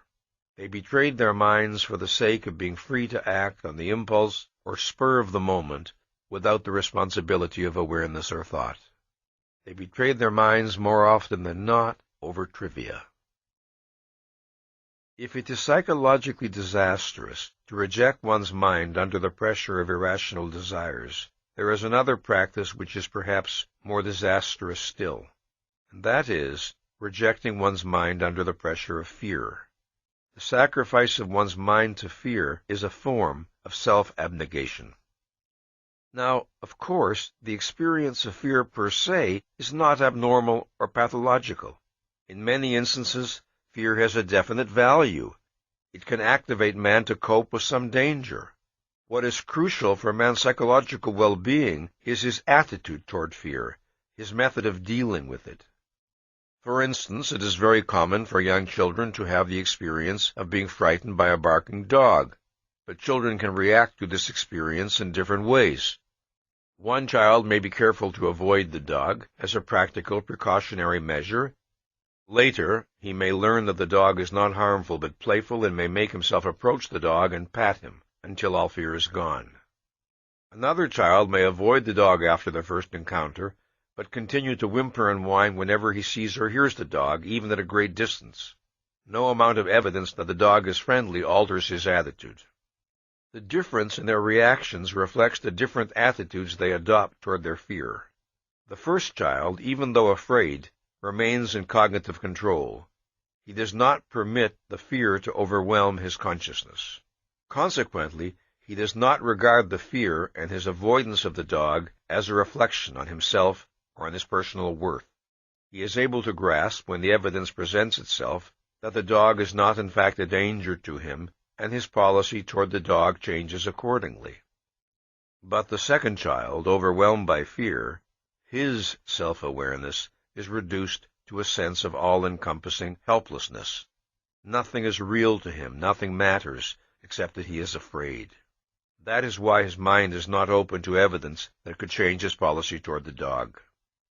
In the life of a young child, a certain amount of fear is to be expected. Normally and healthily, with the growth of his knowledge and abilities, these fears are overcome and left behind, so that, with the transition to adulthood, fewer and fewer things have the power to invoke fear in him. The extent to which a child follows this course to full maturity depends on the policy he adopts for dealing with his fears. If, in such situations, a child struggles to preserve the clarity of his mind, he will find, as he grows older, that his susceptibility to fear diminishes radically. If, however, he characteristically surrenders to fear, then fear gains a greater and greater power over him, and each subsequent surrender feels more and more inevitable. His sense of personal efficacy is affected accordingly. The same principle applies on an adult level. For example, a man may remain silent and passively unprotesting when things which he values are being attacked, through fear of not belonging or not being accepted. Or a man may retreat from the challenges of life and bury himself in the safety of the familiar, through fear of failure or of making mistakes. Or a woman may repress her desire for a career through a fear of being considered unfeminine. In all, the result is a profound sense of humiliation, of self-abasement, of self-renunciation, which means a profound loss of self-esteem. Sometimes, of course, a fear experience can be so intense that the capacity for thought is momentarily wiped out. But such panic reactions pertain to short-term emergency situations and are, by their very nature, short-lived. In such cases, a person's attitude and policy toward fear is manifested through what he does when the panic dies down. Does he then proceed to think about the experience, to assimilate it, and to prepare himself for future similar situations? In other words, does he seek to reassert mastery and control over his life? Or does he merely shudder at the memory of the fear, struggle to evade the issue, and hope he will not encounter such problems again, resigning himself to a feeling of helplessness? The policy a man adopts in dealing with fear depends on whether he preserves what I call the will to efficacy. It depends on whether he preserves the value of self-confidence as a goal not to be relinquished, and consequently regards a state of fear as temporary and abnormal and as that which he must overcome. Or does he resign himself to a sense of impotence and accept fear as a basic, unalterable given of his existence, to be endured, not defeated? Just as the will to understand requires that man never resign himself to accepting the unknowable as an inherent part of his life, so the will to efficacy requires that he never resign himself to living with uncontested fear. It must be stressed that the concept of surrender to fear pertains to a psychoepistemological process. That process is the subversion of one's consciousness in order to avoid or minimize a fear experience. This practice is entirely different from the rational avoidance of real dangers. In fact, opposite principles are at work in these two cases. In the first case, one is fleeing from reality. In the second, one is taking proper cognizance of it. The policies by which a man determines the state of his self-esteem are formed gradually across time. They are not the product of the choices of a single moment or issue. The collapse of self-esteem is not reached in a day, a week, or a month. It is the cumulative result of a long succession of defaults, evasions, and irrationalities, a long succession of failures to use one's mind properly. Self-esteem, or the lack of it, is the reputation a man acquires with himself. In the process of his psychological growth and development, a human being creates his own character. He does not do so self-consciously or by explicit intention. He does so by means of the volitional choices he makes day by day. A child does not commit himself to the will to understand in explicit terms, but in issue after issue that falls within the range of his awareness, he strives to achieve the fullest clarity and intelligibility possible to him, and thus he acquires a mental habit, a policy of dealing with reality, which can be identified conceptually as the will to understand. It is a policy that he must reaffirm volitionally in each new issue he encounters for as long as he lives. It always remains a matter of choice. The choices a human being makes with regard to the operation of his consciousness do not vanish, leaving no trace behind them. These choices have long-term psychological consequences. The way a man chooses to deal with reality registers in his mind for good or for bad. Either it confirms and strengthens his self-esteem, or it undermines and depletes it. The concept of self-esteem must be distinguished from the concept of pride. The two are related, but there are significant differences in their meaning. Self-esteem pertains to a man's conviction of his fundamental efficacy and worth. Pride pertains to the pleasure a man takes in himself on the basis of and in response to specific achievements or actions. Self-esteem is confidence in one's capacity to achieve values. Pride is the consequence of having achieved some particular value or values. Self-esteem is, I can. Pride is, I have. The deepest pride a man can experience is that which results from his achievement of self-esteem. Since self-esteem is a value that has to be earned, the man who does so feels proud of his attainment.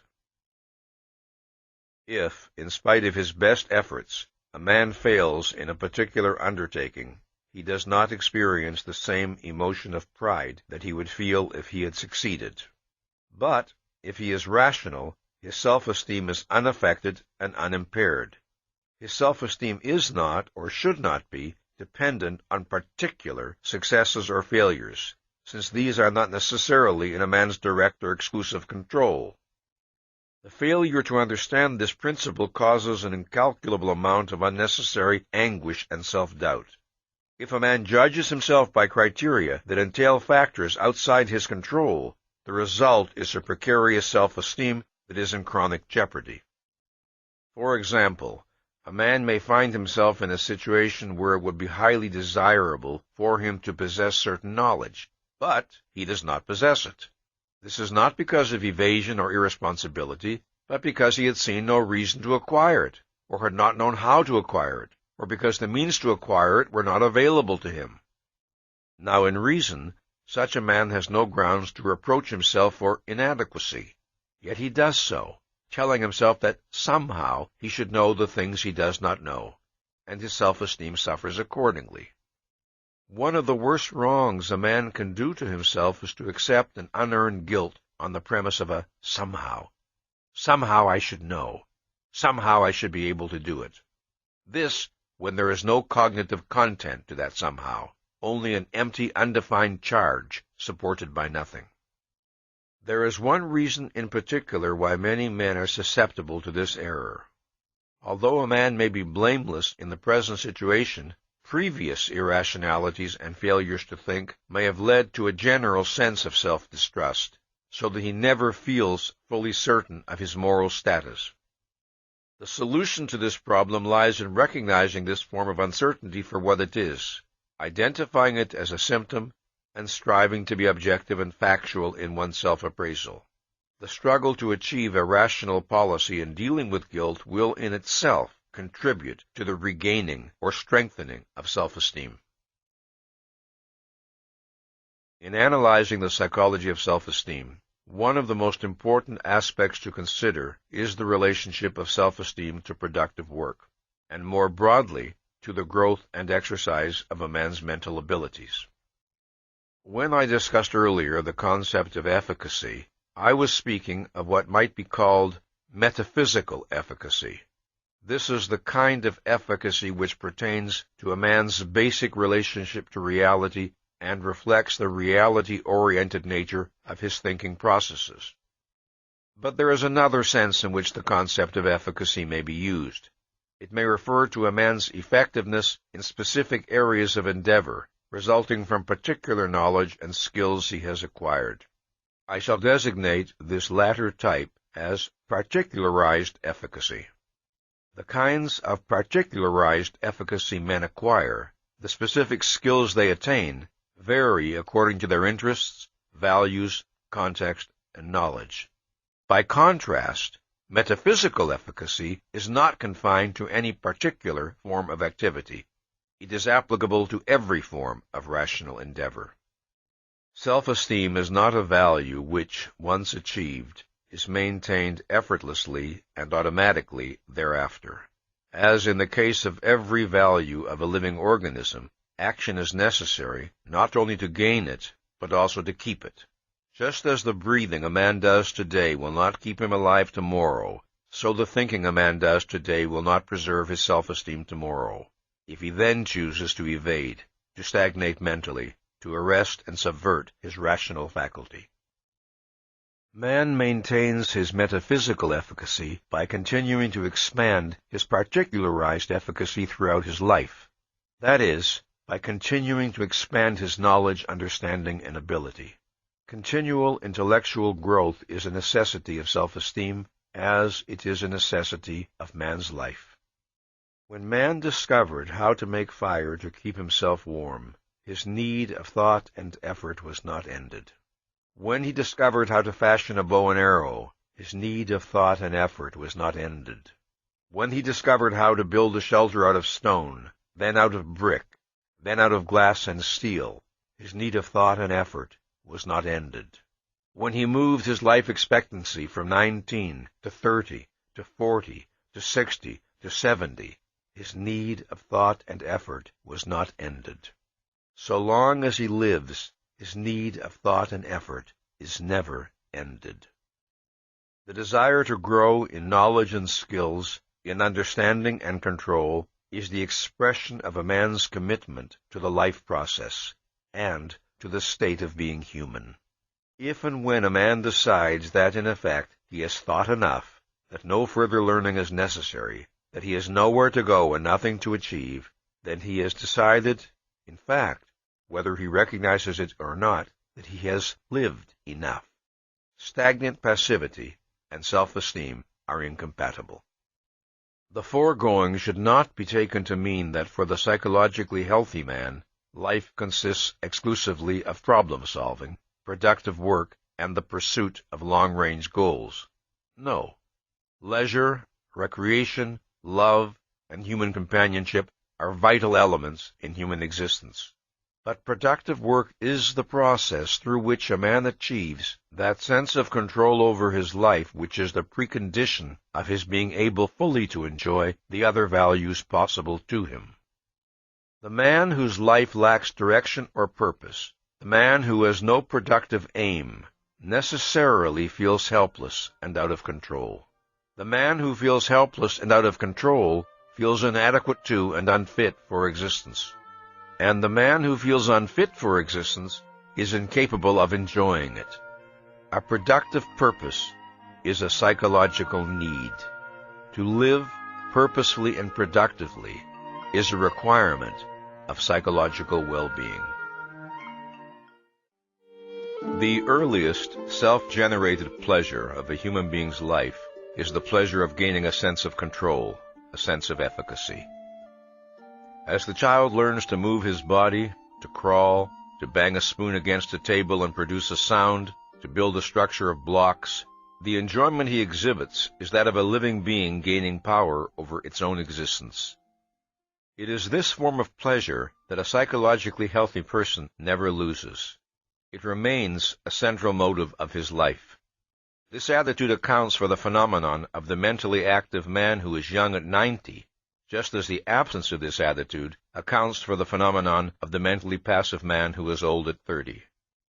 Perhaps this is the place to remind you of what I said in the introduction, namely, that I use the term man here in the generic sense to apply equally to men and women.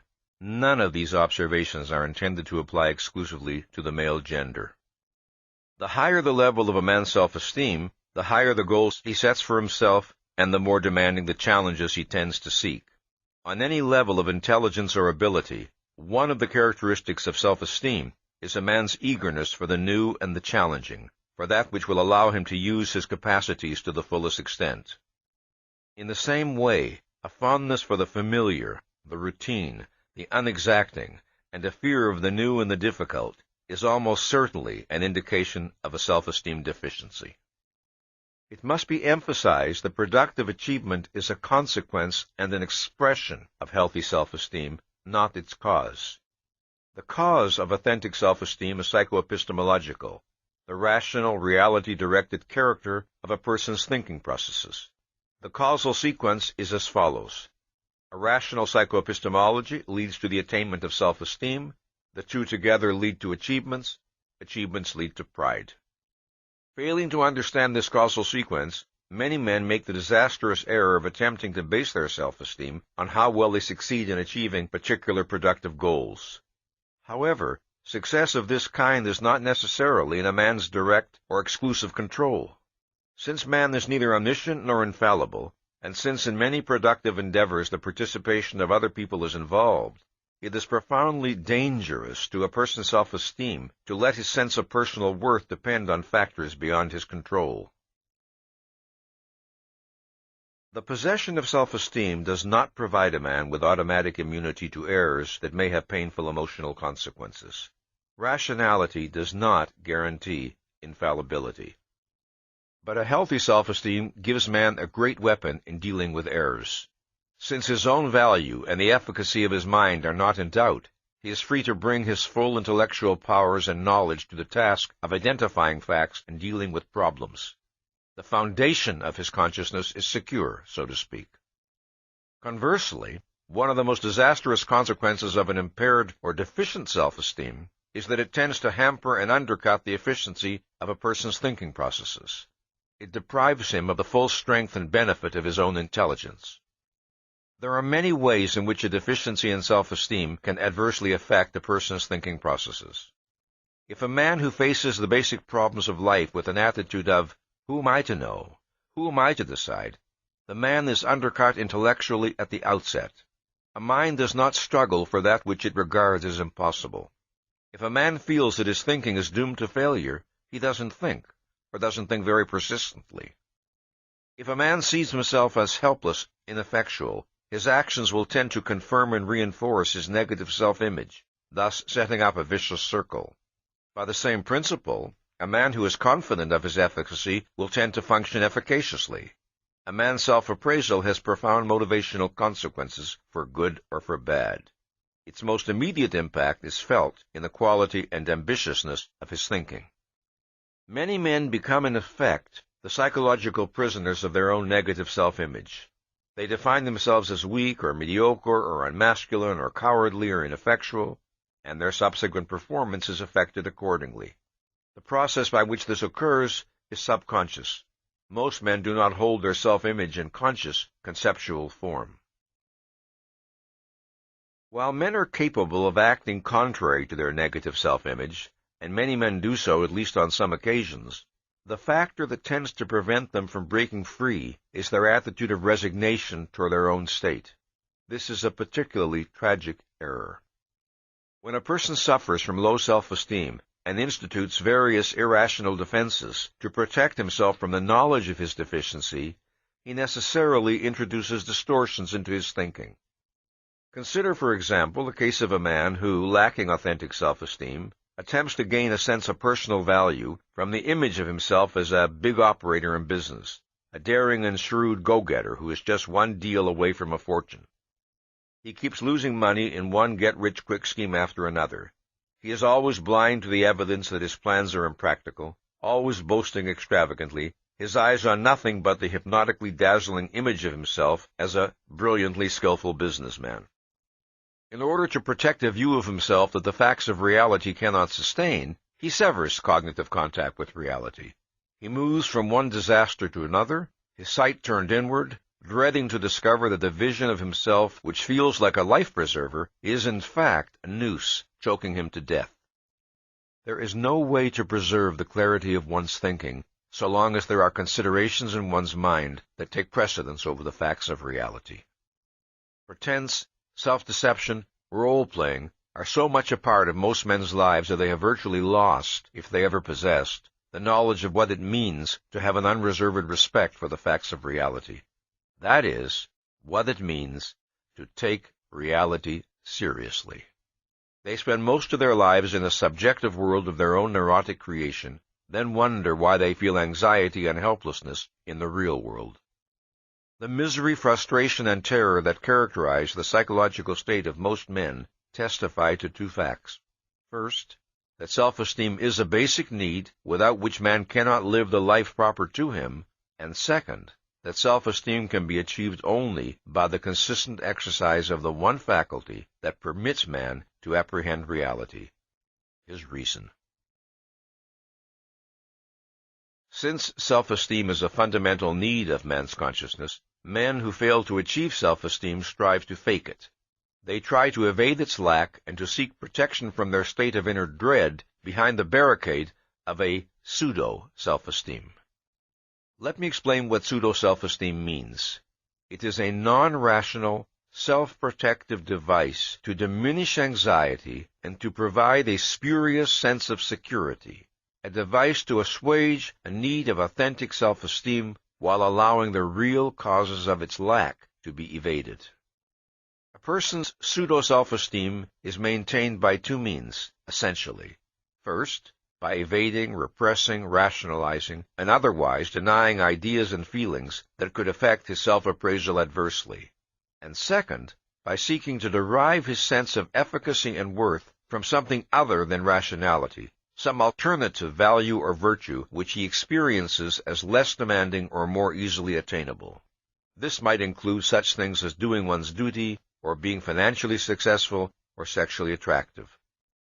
This complex process of self-deception, on which the neurotic builds so much of his life, holds the key to his motivation, to his values, and his goals. To understand the nature and form of a particular man's pseudo-self-esteem is to understand the mainspring of his actions, to know, in effect, what makes him tick. In the psychology of a man of authentic self-value, there is no clash between his recognition of the facts of reality and the preservation of his self-esteem. This is because he bases his self-esteem on his determination to know and to act in accordance with the facts of reality as he understands them. But to the man of pseudo-self-esteem, reality appears as a threat. He feels in effect that it's reality or his self-esteem.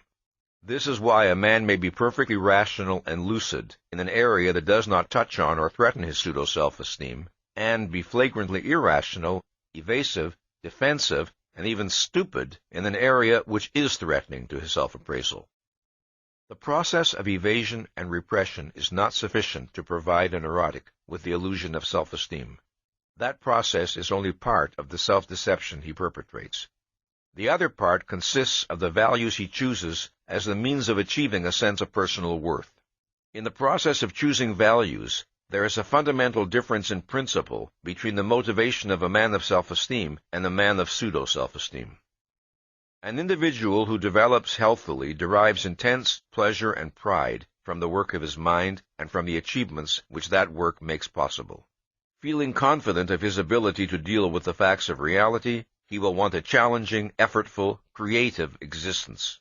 Feeling confident of his own value, he will be drawn to self-esteem in others. What he will desire most in human relationships is the opportunity to feel admiration. He will want to find persons and achievements he can respect that will give him the pleasure which his own character and achievements can offer others. In the sphere both of work and of human relationships, his base and motor is a firm sense of confidence, of efficacy, and as a consequence, a love for existence, for the fact of being alive. The base and motor of the man without self-esteem is not confidence, but fear. Not to live, but to escape his terror of life is his fundamental goal. Not creativeness, but safety is his ruling desire.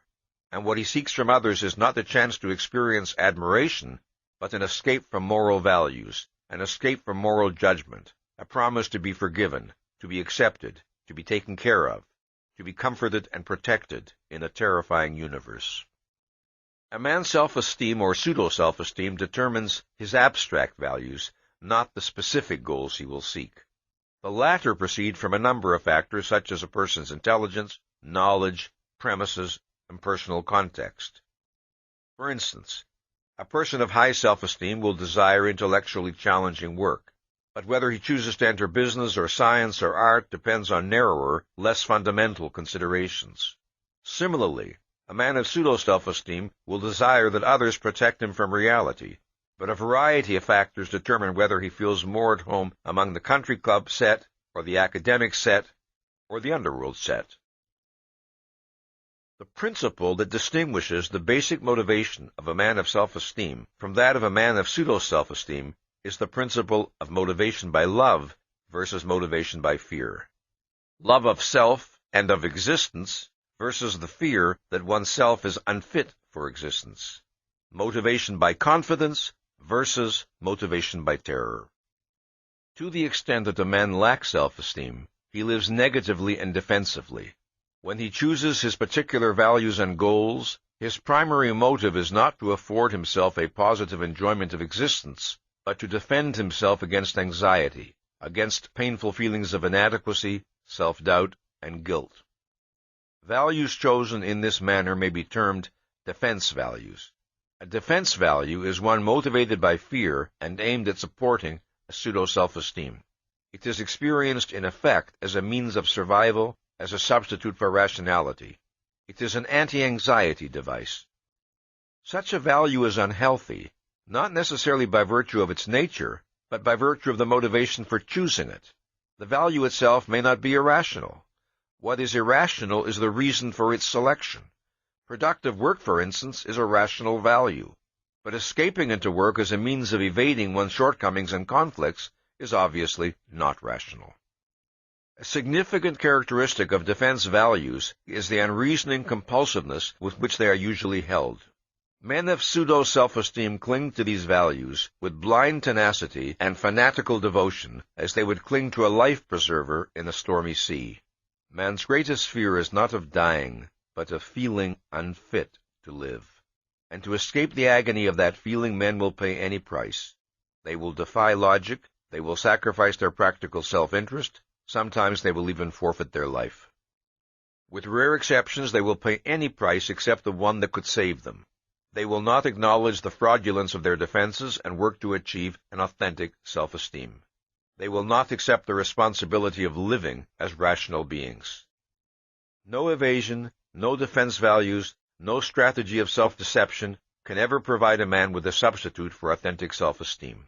The sense of efficacy and virtue men long for cannot be purchased by any of the self-frauds men perpetrate.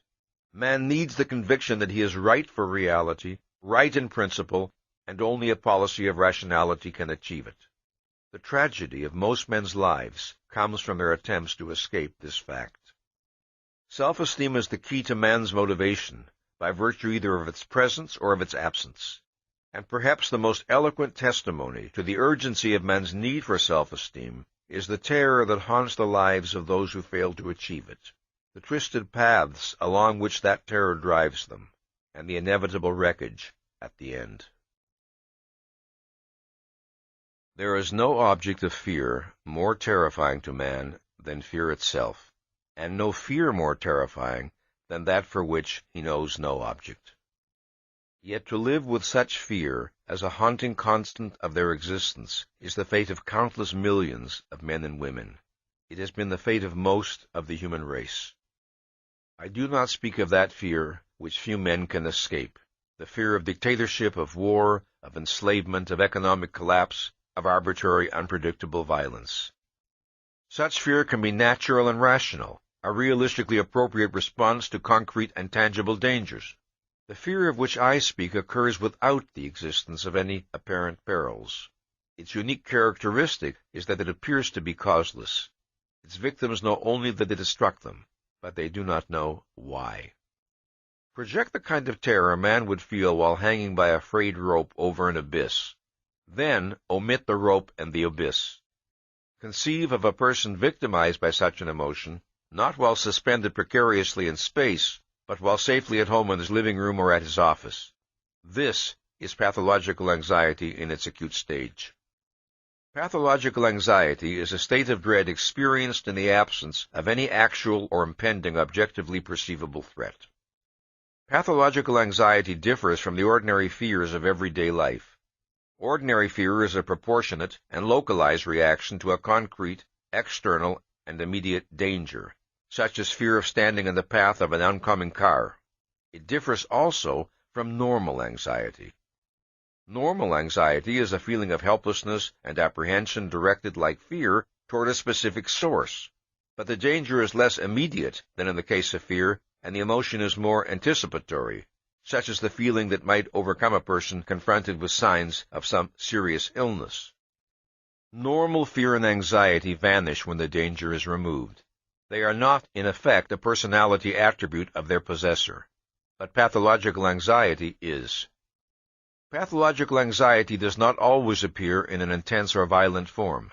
Many of its victims know it not as an acute attack of panic or as a chronic sense of dread, but only as an occasional uneasiness, a diffuse sense of nervousness and apprehension, coming and going unpredictably, pursuing some incomprehensible pattern of its own. It can exist on a continuum from faint discomfort to an experience of such agony that many who have known it have sworn they would sooner die than undergo it a second time. In cases of pathological anxiety, the sufferer can give no identity to that which he fears, for he feels afraid of nothing in particular and of everything in general. If he tries to offer some rationalized explanation for his feeling, if he grasps at some sign in the external world to prove he is in danger, his explanations are transparently illogical. He then acts as though that which he fears is not any specific concrete, but reality as such. The percentage of people in the world who suffer from an acute form of mental or emotional disturbance is high. Yet such persons constitute only a very small percentage of the total number of men and women who suffer from pathological anxiety throughout most of their lives, but whose disorder never reaches an alarming degree. These individuals would, in most cases, be regarded by those around them as quite normal. They would not themselves think of questioning their psychological health merely because they are prey to fits of inexplicable, objectless apprehension. These are the persons who, for instance, cannot bear to be alone, or they cannot live without sleeping pills, or drink too much, or they feel a constant need to be amusing and entertain, or flee to too many movies they have no desire to see, and to too many gatherings they have no desire to attend. Or these persons are obsessively concerned with what others think of them, or they long to be emotional dependents or to be depended upon, or they succumb to periodic spells of unaccountable depression, or they run from one meaningless sexual affair to another, or they seek membership in a kind of collective movements that dissolve personal identity and obviate personal responsibility. A vast, anonymous assemblage of men and women who have accepted fear as a built-in, not to be wondered about fixture of their soul, dreading even to identify that what they feel is fear, or to inquire into the nature of that which they seek to escape. What is the nature and cause of pathological anxiety? To answer this question, one should begin by noting the metaphysical character of this anxiety. The fear seems to be directed at the universe at large, at existence as such, as though implying that to be is to be in mortal danger. The anxious person feels a profound sense of helplessness, of impotence. He feels a sense of shapeless but impending disaster, and often he feels a unique, nameless sense of guilt. And the guilt, too, has a metaphysical quality. He feels wrong as a person, wrong in some fundamental way that is wider than any particular fault or defect he can identify. When a person suffers from this metaphysical kind of dread, the cause does not lie in the external world. It lies within himself. It is not something that reality has done to him. It is something he has done to himself. He carries the threat and the danger within his own consciousness. Pathological anxiety is nature's alarm signal, warning a man that he is in an improper psychological condition, that his relationship to reality is wrong. It is his mind's cry of inefficacy and loss of control. It is a crisis of self-esteem. Whenever a man feels fear, any kind of fear, his response reflects an estimate of some danger to him, some threat to his values. The value being threatened, in the case of pathological anxiety, is the sufferer's ego. A person's ego is his mind, his faculty of awareness, his ability to think. It is the faculty that perceives reality, preserves the inner continuity of his existence, and generates his sense of personal identity. Any threat to a person's ego, anything which he experiences as a danger to his mind's efficacy and control, is a potential source of pathological anxiety. The pain of this anxiety is the most terrible that man can know, because the value at stake is necessarily the most crucial of all his values. In order to deal with existence successfully, to achieve the values and goals his life and well-being require, man needs to strive for an unobstructed cognitive contact with reality. This means that he must maintain a full mental focus, must seek the clearest possible awareness with regard to his actions and concerns, and everything which bears upon them. If a man defaults on the responsibility of this task, the consequences are not merely the failure and defeats he suffers existentially. The deadlier penalty is the consequence for his ego, for his sense of himself. He is sentenced to the feeling that his mind is not a reliable instrument. Whatever a man may have the power to fake, he has no way to fake an efficacy his ego does not possess. If his mind is out of control, it is out of control. No rationalizations, no denials can wipe this fact out of existence or extinguish its psychological consequence, self-distrust. If a person refuses to give thought to issues which he knows, clearly or dimly, require his attention, he may evade the fact of his evasion, but the contradiction between his knowledge and his performance is a fact and cannot be escaped. The fact does not vanish. It is registered in his subconscious, along with the knowledge that the evaded issues have not vanished either. The result is self-distrust.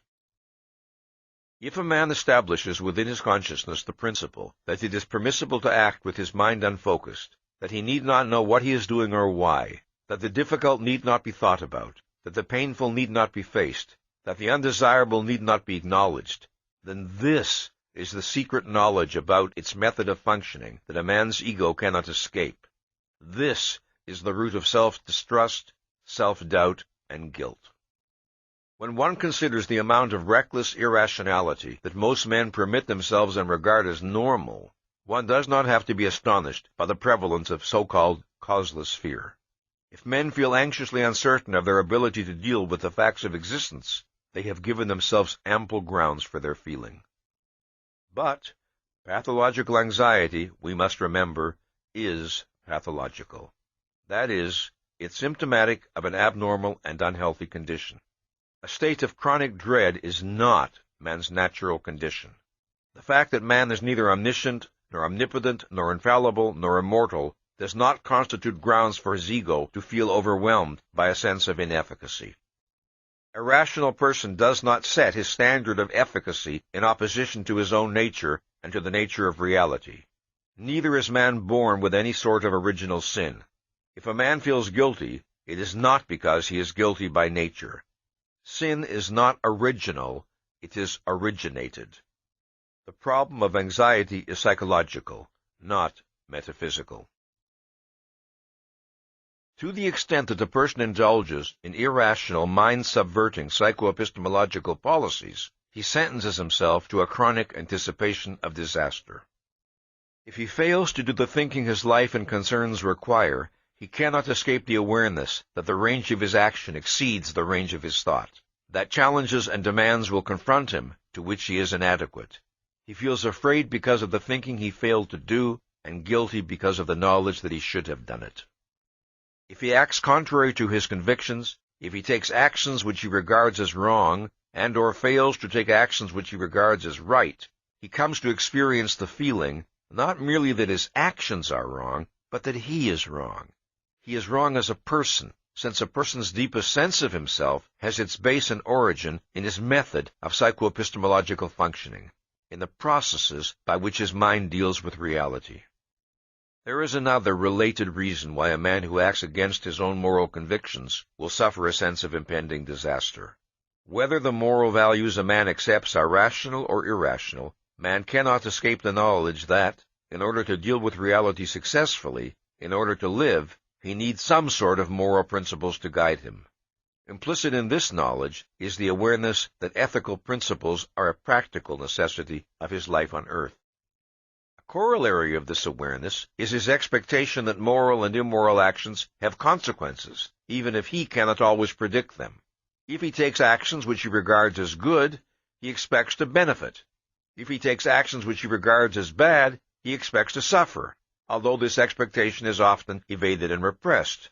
Thus, what he is left with, if he betrays his own standards, is the sense of some unknown danger, some unknown retribution, waiting for him ahead. Let us consider an example. A man who has been married for 10 years falls in love with another woman. For a long time, he has resisted identifying his marital dissatisfaction, as well as his feeling for the other woman. But gradually, the repression breaks down, and he finds himself daydreaming about the other woman more and more. He does not think the issue out consciously, he merely lets himself and the problem drift, in the hope that somehow a solution will come to him. One night, accidental circumstances bring him and the other woman together, and he begins an affair with her. He did not intend to begin an affair. His emotions made the decision for him. He feels guilty, and represses the guilt, and continues to drift, evading the other woman's questions about their future. He is still waiting for the solution to come from somewhere. His wife decides to take a trip to visit her parents. As he stands at the airport watching her plane depart, the thought comes to him that if the plane crashed, he would be free and would have no further problems. But the wish is savagely thrust from his mind, along with a sudden burst of hostility toward his wife, which he would never have admitted himself capable of experiencing. Driving home, he suddenly finds that he has difficulty distinguishing the colors of the signal lights. Everything in his field of vision seems to be swimming, and terrible pains appear to be coming from his heart. He feels that he is going to die of a heart attack, but what he is suffering from is a self-esteem attack. The collision is between I must not wish for my wife's death and I did, and do, and will wish for my wife's death. The clash is between a value imperative, engaging his sense of personal worth, his self-esteem or pretense at it, and an emotion, a desire, which contradicts that imperative. Thus, he experiences a crisis of self-esteem. In every instance of pathological anxiety, there is a conflict between some value imperative that is tied in a crucial and profound way to the person's self-appraisal and some failure or inadequacy or action or emotion or desire that the person regards as a breach of that imperative.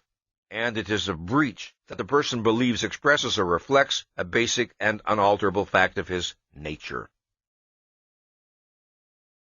One of the worst consequences of pathological anxiety is its destructive impact on the objectivity and clarity of a person's thinking. When a person doubts the efficacy of his mind, his tendency is to surrender to the guidance of his emotions, since they appear to possess a certainty and authority that his intellect lacks.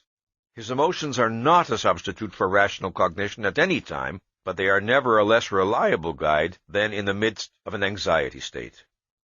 Because the experience of anxiety is so intrinsically painful, neurotics adopt a vast variety of devices and techniques in order to defend themselves against it.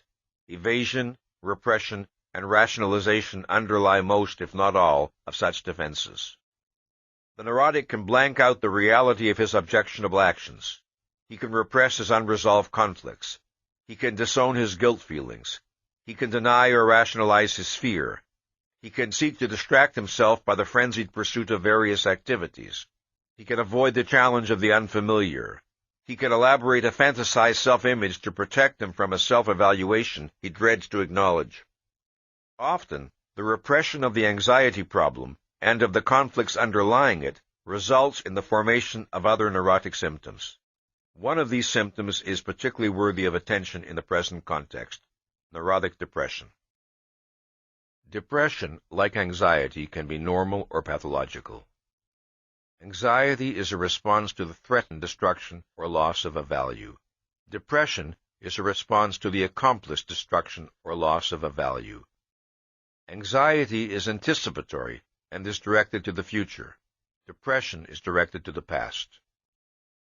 Depression is regarded as pathological when it is unrelated to any objective loss, or when its intensity and duration are grossly disproportionate to the loss.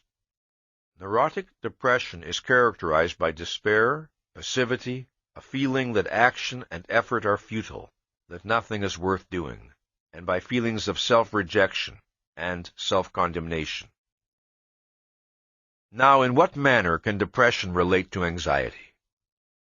A person is made anxious because of urgent demands, claims, or self-expectations which he feels unable to satisfy. For example, the imperative that he possess certain knowledge and be able to cope with certain responsibilities. He is caught in a conflict. Suppose that he attempts to minimize his anxiety by repressing both the conflict and the related guilt. In its place, on the conscious level of his awareness, he experiences a sense of passivity, futility, and general worthlessness. If one listens closely to his declarations that he is hopeless, that life is hopeless, that he is no good, one can discern another message to be read in his words, and that message is, "Expect nothing of me, demand nothing of me." Since he is incurably worthless, he is outside the realm of moral expectations. In this manner he resolves the conflict that threatens him with anxiety. In other words, he seeks to anticipate the worst and make it a fait accompli without coming to grips with his actual problem. Under the guise of renouncing his self-esteem, he is still secretly trying to protect it by neurotic means. This is one of the ways in which depression can be a subconsciously elected alternative to anxiety. Here is another, more indirect pattern. Suppose that a man, rightly or wrongly, accepts certain moral standards as essential criteria of his personal worth, and yet in some crucial respect feels unable to comply with them. Or suppose he desires something desperately which he regards as immoral, and therefore impossible to assert or pursue. The conflict, let us say, is repressed. Since it is repressed, it cannot be resolved. He can neither recheck his standards and discover whether he has made an error, nor can he form any rational policy in regard to the failure or action or desire that is in conflict with his self-expectations. He is left with the oppressive enervating sense of some nameless, unalterable burden which he assents to carry and live with to the end of his days. He has lost or minimized his anxiety. He may be comparatively free of conscious guilt, but what he experiences instead is despair, an exhausting despair that paralyzes the will to act. He has relinquished the possibility of achieving self-esteem or happiness. To regain his mental health, the depressed person must be willing to experience anxiety. He must be willing to relinquish the comfort of despair and to confront his anxiety-provoking conflicts in order to resolve them and move forward. Anxiety is still a sign of life, of conflict and struggle, and therefore of possible victory. But depression is resignation to defeat. Anxiety and guilt are painful and disruptive of clear objective thinking. But just as physical pain has a crucial survival value, warning a person that his body is in danger, so anxiety and guilt have the same survival value and perform the same function for man's mind and person. Man is free to ignore the warning signals of danger, but the warning is there, in the form of a penalty he cannot escape. And thus, paradoxically, pathological anxiety is at once man's protector and his nemesis. If a man defaults on the responsibility of reason, then his self-betrayed ego becomes its own avenger. A man need not have solved his every psychological problem before he can be free of anxiety and guilt, but it is necessary that he correct the base of his problems, the policy of permitting some other considerations to take precedence over his perception of the facts of reality. The determination to face his problems, to look at reality, is the essential first step in the process by which a man sets himself free of fear and guilt. If and to the extent that this determination is maintained and implemented, psychological liberation will follow. Entailed by the process of achieving self-esteem is a corollary process, that of forming a strong, positive sense of personal identity, the sense of being a clearly defined psychological entity. A person's I, his ego, his deepest sense of self, is his faculty of awareness, his capacity to think. Across his lifetime, a person's knowledge grows, his convictions may change, his emotions come and go. But that which knows, judges, and feels, that is the changeless constant within him. To choose to think, to identify the facts of reality, to assume the responsibility of judging what is true or false, right or wrong, is man's basic form of self-assertiveness. It is his acceptance of his own nature as a rational being, his acceptance of the responsibility of intellectual independence, his commitment to the efficacy of his own mind. The hallmark of healthy self-assertiveness in a child is his visible delight in the action of his mind, his desire for the new, the unexplored, the challenging, his refusal to accept on faith the platitudes of his elders. Add to that his insistent use of the word why, his boredom with routine, his hunger for that which will necessitate the fullest exercise of his powers, and thus allow him to achieve and experience the growing pride of self-esteem. Above all, as he grows and develops, such a child is the originator of his own goals. He does not look to others to tell him what will give him enjoyment. He does not expect and does not wish to be told what to do with his time, what to admire, what to pursue, and, years later, what career to select. He is a self-generator, and he is not frightened by, this responsibility. It is this policy, this attitude toward life and toward oneself, that results in the formation of a strong, positive sense of personal identity. The process of healthy growth to psychological maturity rests on a person's acceptance of intellectual responsibility for his own existence.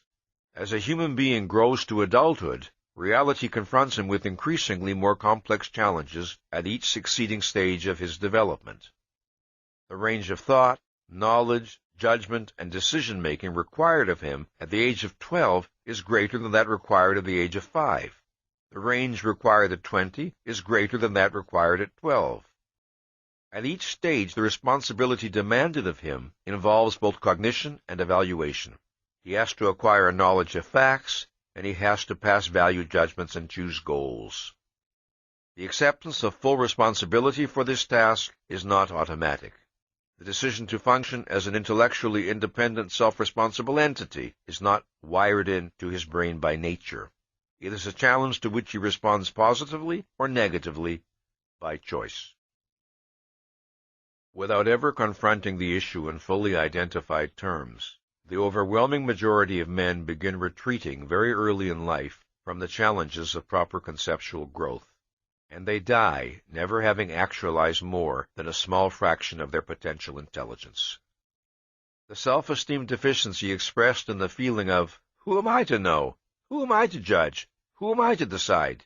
is the consequence of too many retreats from the responsibility of thought and judgment in situations where the person did not have to retreat, where an effort could and should have been made, but was not.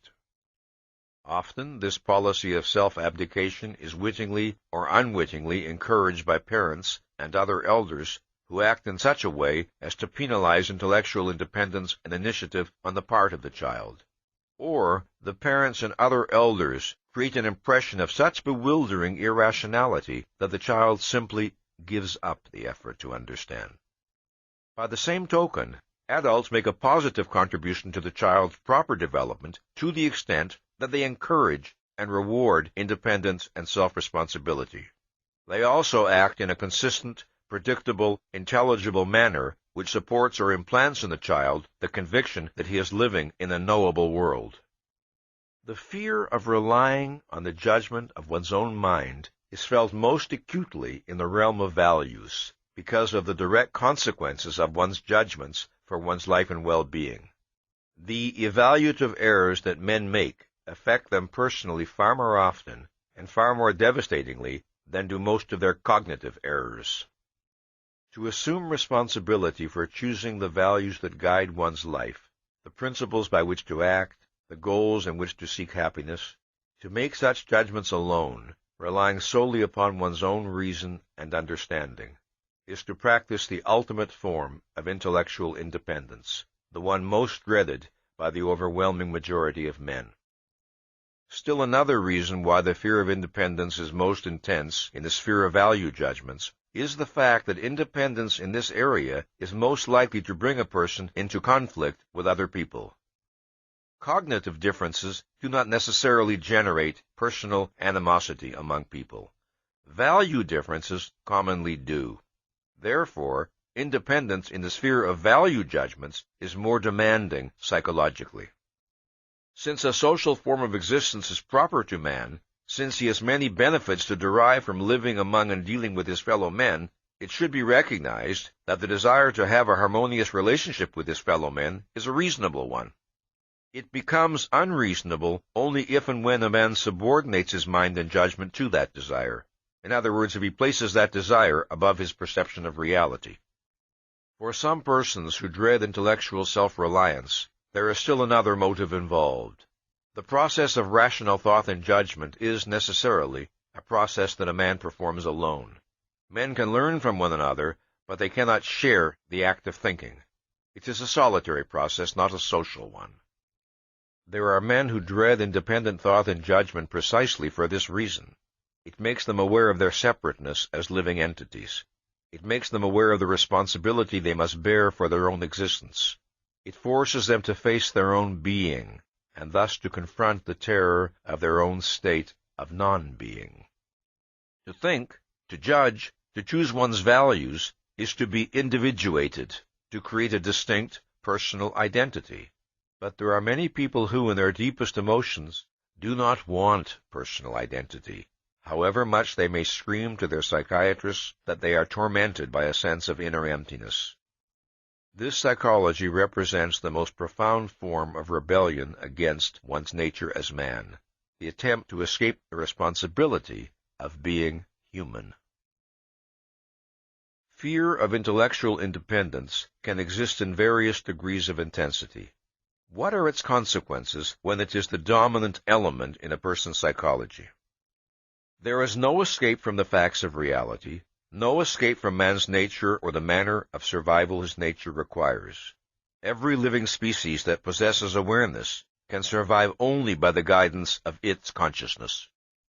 If a person rejects his distinctive form of consciousness, If he decides that thinking is too much effort, or that choosing the values needed to guide his actions is too frightening a responsibility, then, if he wants to survive and to function in the world, he can do so only by means of the minds of others. He can do so only by means of their conclusions, their judgments, their values. He knows, consciously or subconsciously, that he does not know what to do and that knowledge is required to make decisions in the face of the countless alternatives that confront him every day of his life. But others seem to know how to live and function. So the only way to exist, he feels, is to follow their lead and live by their knowledge. They will spare him the effort and the risk. He does not begin by choosing to be an intellectual dependent. He begins by failing to assume the responsibility of thinking and judging on his own. Then he is forced into the position of a dependent. A person of self-esteem deals with reality, with nature, with an objective universe of facts. He holds his mind as his tool of survival and develops his ability to think. But the psychoepistemological dependent lives not in a universe of facts, but a universe of people. People, not facts, are his reality. Reality is reality as perceived by them. It is on them that his consciousness must focus. It is they who he must understand, or please, or placate, or deceive, or maneuver, or manipulate, or obey. To grasp and successfully to satisfy the expectations, conditions, demands, terms, values of others is experienced by him as his deepest, most urgent need.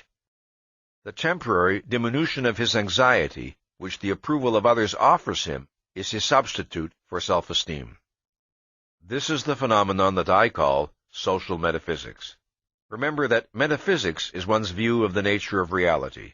To the psychoepistemological dependent, reality is people.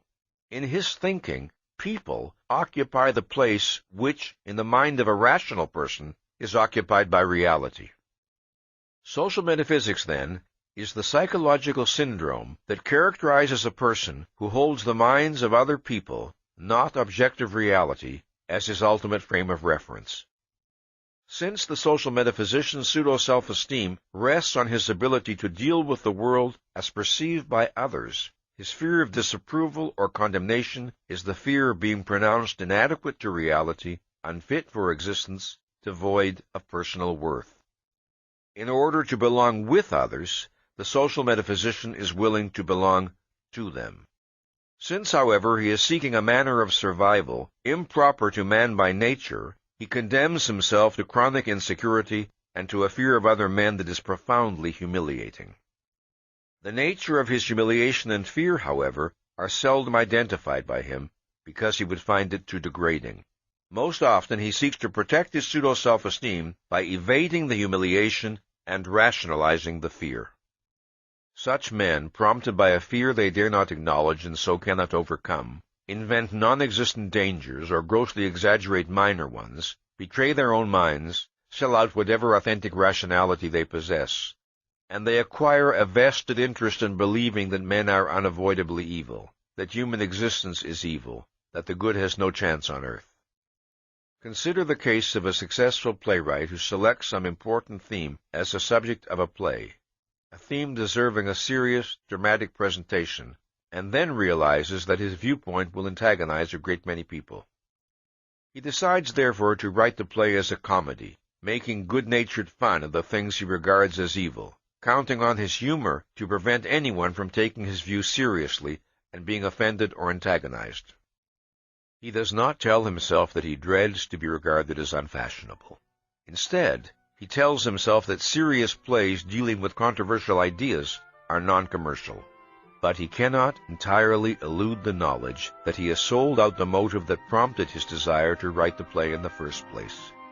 So, he retaliates against his discomforting sense of moral uncleanliness by cursing the stupidity and bad taste of the masses. To the extent that men irrationally surrender to fear, they increase the power of fear over their lives. More and more things acquire the power to invoke fear in them. Their self-confidence diminishes, and their sense of danger grows. With every surrender to the consciousness of others, with every successive betrayal, the social metaphysician's sense of alienation from reality worsens, and his sense of impotence finds confirmation. There are many different types of social metaphysicians. The following traits, however, are common to all: the absence of a firm, unyielding concept of existence, facts, reality, as apart from the judgments, beliefs, opinions, feelings of others; a sense of fundamental helplessness or impotence, a feeling of metaphysical inefficacy; a profound fear of other people, and an implicit belief that other people control that unknowable realm, reality; a pseudo-self-esteem that is tied to and dependent on the responses of the significant others; and a tragic or malevolent sense of life, a belief that the universe is essentially inimical to one's interests. The most fundamental of these traits, the one that makes all the others inevitable, is the absence of a firm, independent sense of objective reality. This is the vacuum that is filled by the consciousness of others, and this is the void that is responsible for that desolate feeling of alienation which is every social metaphysician's chronic torture. It is important to observe that the experience of self-alienation and the feeling of being alienated from the world around one proceed from the same cause, one's default on the responsibility of thinking. The suspension of proper cognitive contact with reality and the suspension of one's ego are a single act. A flight from reality is a flight from self. The most common and easily identifiable type of social metaphysician is the person whose values and view of life are a direct reflection and product of his particular culture or subculture. This is the person who is sometimes described as a conformist. I shall designate this type as the conventional social metaphysician. This is the person who accepts the world and its prevailing values ready-made. His is not to reason why. What is true? What others say is true. What is right? What others believe is right. How should one live? As others live. Why does one work for a living? Because one is supposed to. Why does one get married? Because one is supposed to. Why does one have children? Because one is supposed to. Why does one go to church? Oh, please don't start discussing religion. You might offend someone. This is the person for whom reality is the world as interpreted by the significant others of his social environment.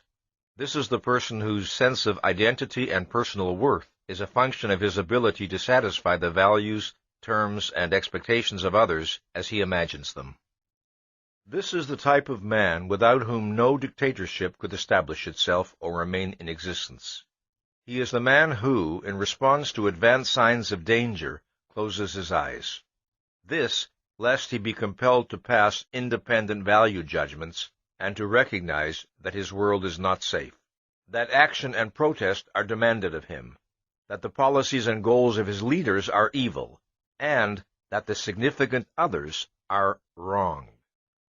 In the midst of atrocities, he tells himself that the authorities must have their reasons, in order to escape the terror of knowing to whom and to what he has surrendered his existence. It is this same man who, usually when it is too late, will sometimes rebel in hysterical indignation when the atrocities have come too close and cannot be evaded any longer. And this same man may die senselessly in ineffectual protest, screaming at the malevolent omnipotence of the enemy and wondering who or what had made the enemy's power possible. The conventional type is the most blatant and uncomplicated species of social metaphysician. He represents the paradigm case, so to speak, the basic pattern that serves as a reference point with regard to which other species of social metaphysicians may be understood. Another type of social metaphysician is the power seeker. In this type, fear of others is especially pronounced. He finds his fear intolerable, and his reaction is an overriding emotion of hatred. The hatred is aimed at those who invoke his fear. Resentment and hostility are his dominant emotional traits.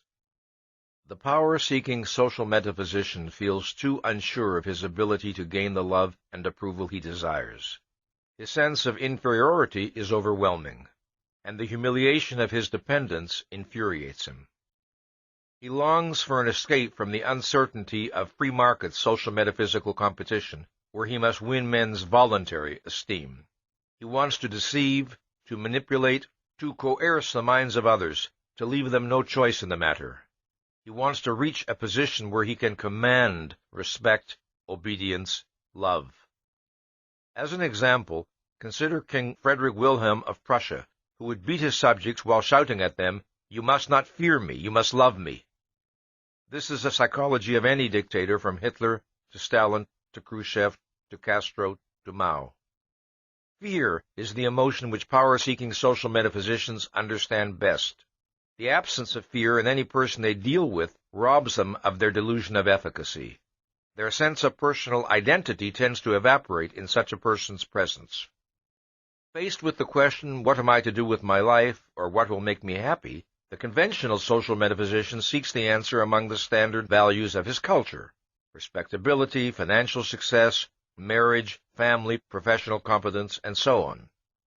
Faced with the question, how am I to make my existence endurable, the power-seeking social metaphysician seeks the answer in aggressive and destructive action aimed at the external object of his fear, other people.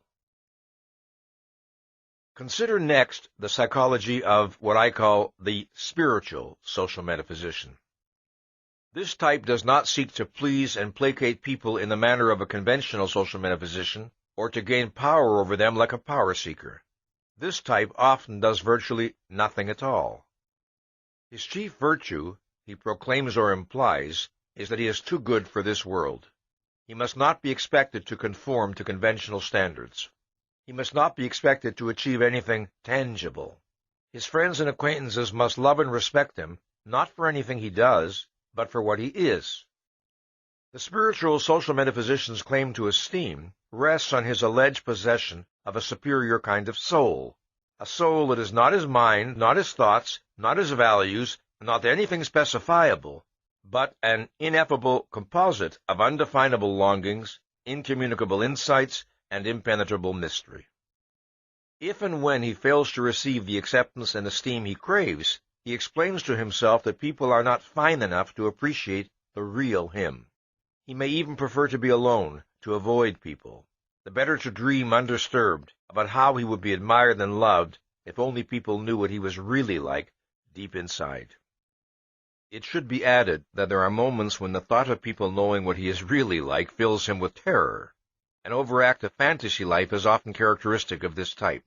He sees himself as a religious saint, or an inspired statesman, or a renowned poet, or a sexually irresistible Don Juan.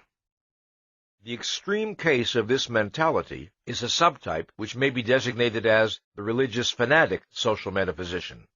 This type of person can dissociate himself from the human race altogether, with God as his significant other, as the object of his social metaphysical attachment.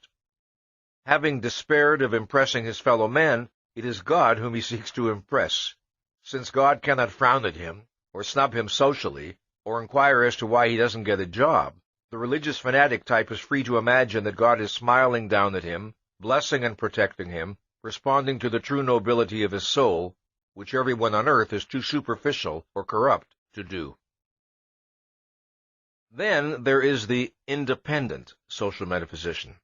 This is the counterfeit individualist, the man who rebels against the status quo for the sake of being rebellious, the man whose pseudo-self-esteem is tied to the picture of himself as a defiant nonconformist.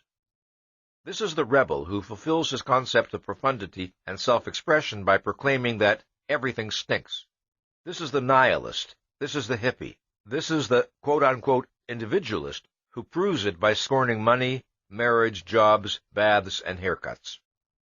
Overwhelmed by feelings of inadequacy in relation to the conventional standards of his culture, this type of person retaliates with the formula, whatever is wrong.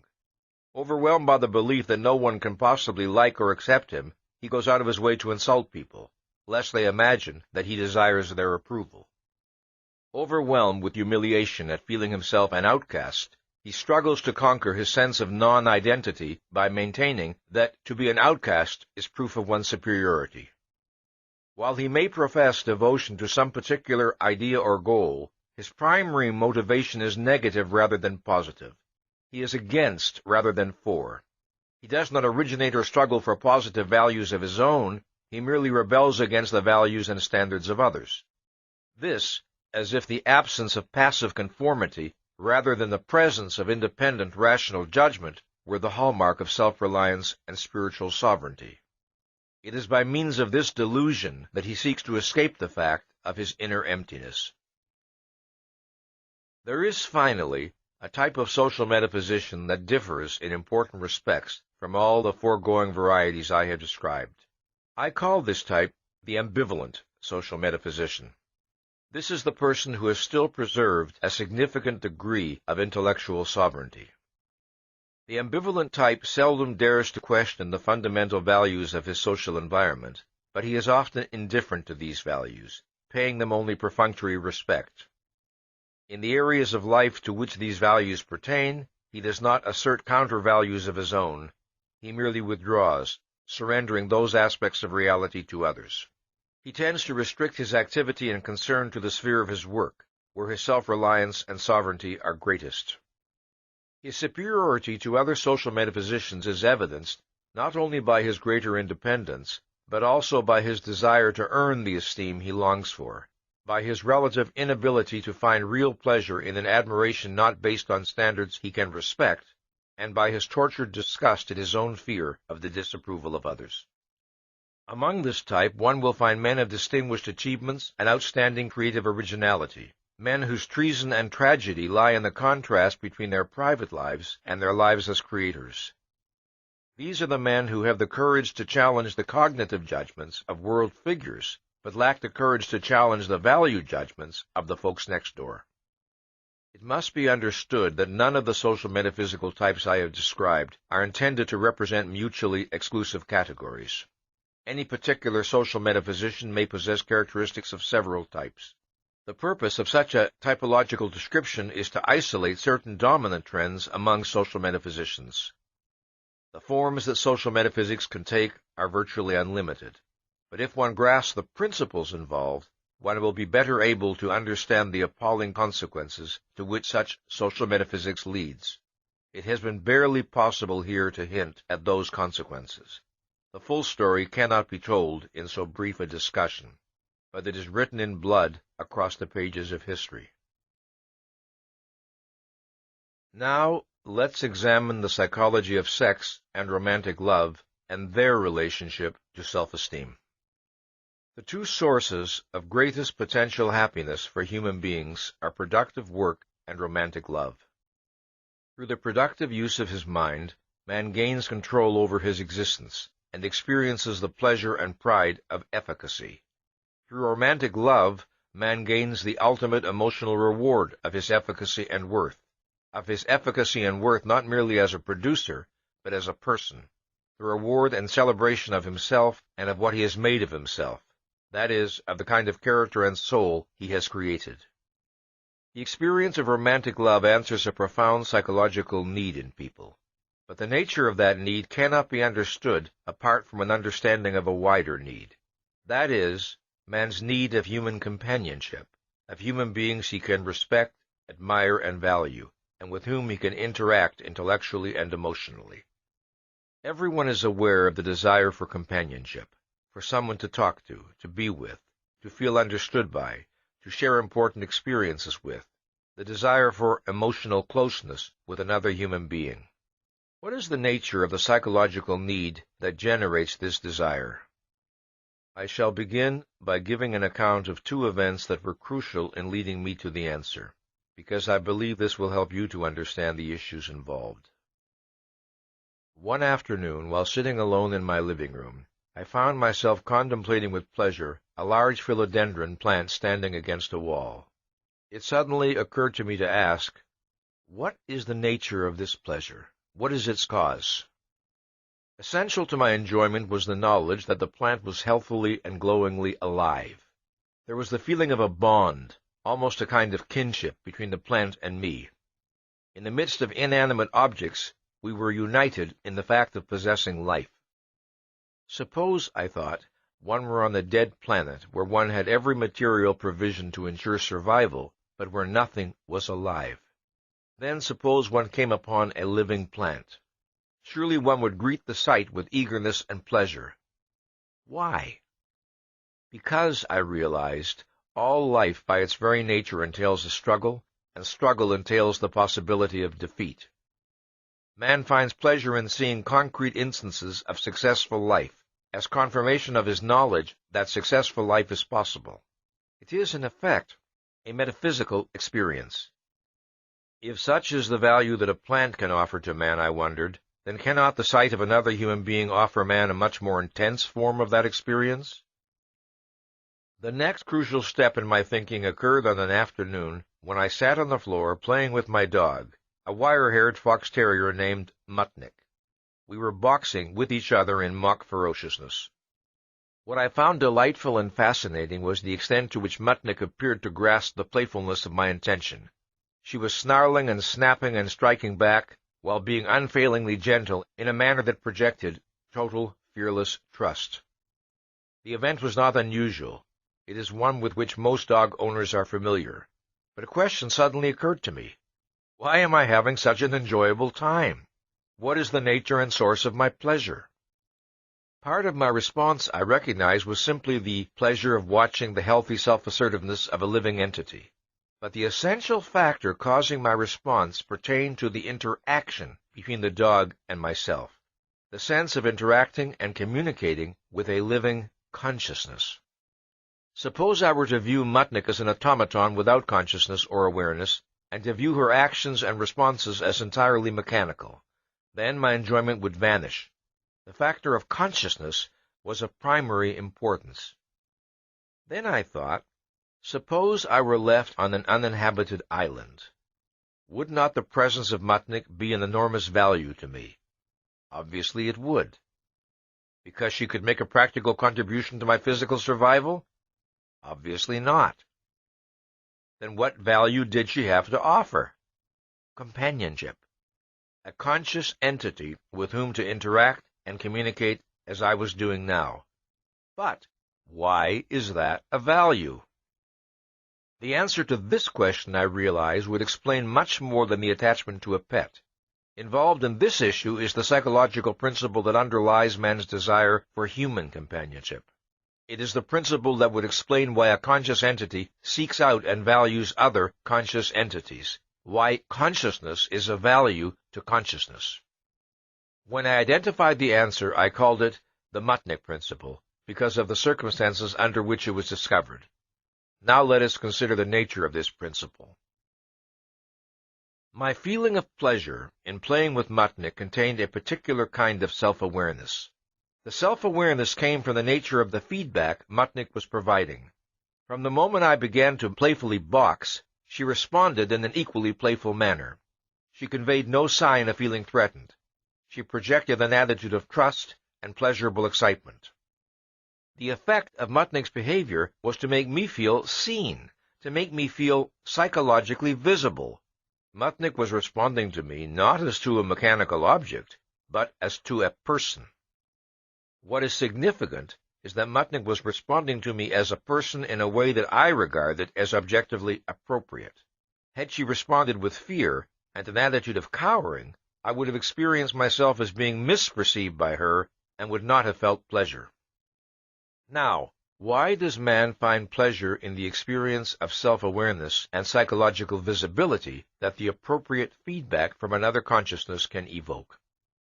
Consider the fact that normally man experiences himself as a process, in that consciousness itself is a process, and the contents of man's mind are a shifting flow of perceptions, thoughts, and emotions. His own mind is not an unmoving entity which man can contemplate objectively, as he contemplates objects in the external world. He has, of course, a sense of himself, of his own identity, but it is experienced more as a feeling than a thought. A feeling which is very diffuse, which is interwoven with all his other feelings, and which is very hard, if not impossible, to isolate and consider by itself. His self-concept is not a single concept, actually, but a cluster of images and abstract perspectives on his various real or imagined traits and characteristics, the sum total of which can never be held in focal awareness at any one time. That sum is experienced, but it is not perceived as such. When a man stands before a mirror, he is able to perceive his own face as an object in reality, and he finds pleasure in doing so, in contemplating the physical entity who is himself. There is a value in being able to look and think, "That's me." Is there a mirror in which man can perceive his psychological self, in which, in effect, he can perceive his own soul? Yes. The mirror is another consciousness. Man is able alone to know himself conceptually. What another consciousness can offer is the opportunity for man to experience himself perceptually. To a very small extent, that was the opportunity afforded me by Mutnik. In her response, I was able to see reflected an aspect of my own personality. But a human being can experience this self-awareness to a full and proper extent only in a relationship with a consciousness like his own, that is, another human being. Just as there are many different aspects of a man's personality and inner life, so a man may feel visible in different respects in different human relationships. He may experience a greater or lesser degree of visibility over a wider or narrower range of his total personality, depending on the nature of the person with whom he is dealing and on the nature of their interaction.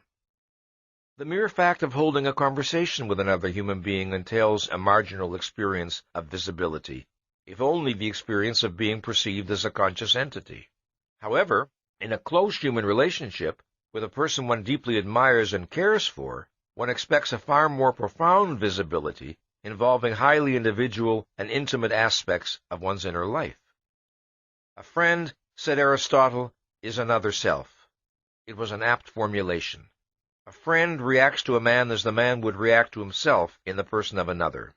Thus, the man perceives himself through his friend's reaction. He perceives his own person through its consequences, in the consciousness and behavior of the perceiver. This, then, is the root of man's desire for companionship and love. It is the desire to perceive himself as an entity in reality through the reactions and responses of other human beings. In any given relationship, the extent to which a man achieves this experience depends crucially on two factors. First, the extent of the mutuality of mind and values that exists between himself and the other person. Second, the extent to which his self-image corresponds to the actual facts of his psychology, that is, the extent to which he knows himself and judges himself correctly. The desire for visibility is usually experienced by men as the desire to be understood by other human beings. If a man is happy and proud of some achievement, he wants to feel that those who are close to him understand his achievement and its personal meaning to him, understand and attach importance to the reasons behind his emotions. Or, if a man is given a book by a friend and told that this is the kind of book he will enjoy, the man feels pleasure and gratification if his friend's judgment proves correct, because he feels visible, he feels understood. Or if a man suffers over some personal loss, it is of value to him to know that his plight is understood by those close to him, and that his emotional state has reality to them. It is not blind acceptance. This must be emphasized. It is not blind acceptance that a normal person desires, nor unconditional, quote-unquote, love, but rather understanding. The great majority of contemporary psychologists regard man, in effect, as a social metaphysician by nature, who needs the approval of others in order to approve of himself. But it would be a gross error to confuse the motives of the social metaphysician, which are pathological, with a healthy person's desire for visibility. A psychologically healthy person does not depend on others primarily for his self-esteem. He expects others to perceive his value, not to create it. Unlike the social metaphysician, he does not desire approval indiscriminately or for its own sake. The admiration of others is of value and importance to him only if he respects the standards by which others judge him, and only if the admiration is directed at qualities which he himself regards as admirable. If other men give authentic evidence of understanding and appreciating him, they rise in his estimation. His estimate of himself does not change. He desires the experience of living in a rational and just social environment, where the responses he elicits from other men are logically related to his own virtues and achievements. He knows the truth about his own character and actions conceptually. He wants to experience it perceptually, through and by means of its consequences in persons who share his values. As for social metaphysicians, it is not visibility they seek from others, but identity. The desire for visibility does not mean that a psychologically healthy person's basic preoccupation in any human encounter is with the question of whether or not he is properly appreciated. When a person of self-esteem meets a person for the first time, his primary concern is not, what does he think of me, but rather, what do I think of him? His primary concern necessarily is with his own judgment and evaluation of the facts that confront him. Entailed by man's desire to see his values objectified in reality is the desire to see his own values embodied in the persons of others, to see human beings who face life as he faces it. That sight offers man a reaffirmation of his own view of existence. A man can feel visible in different respects and to varying degrees in different human relationships.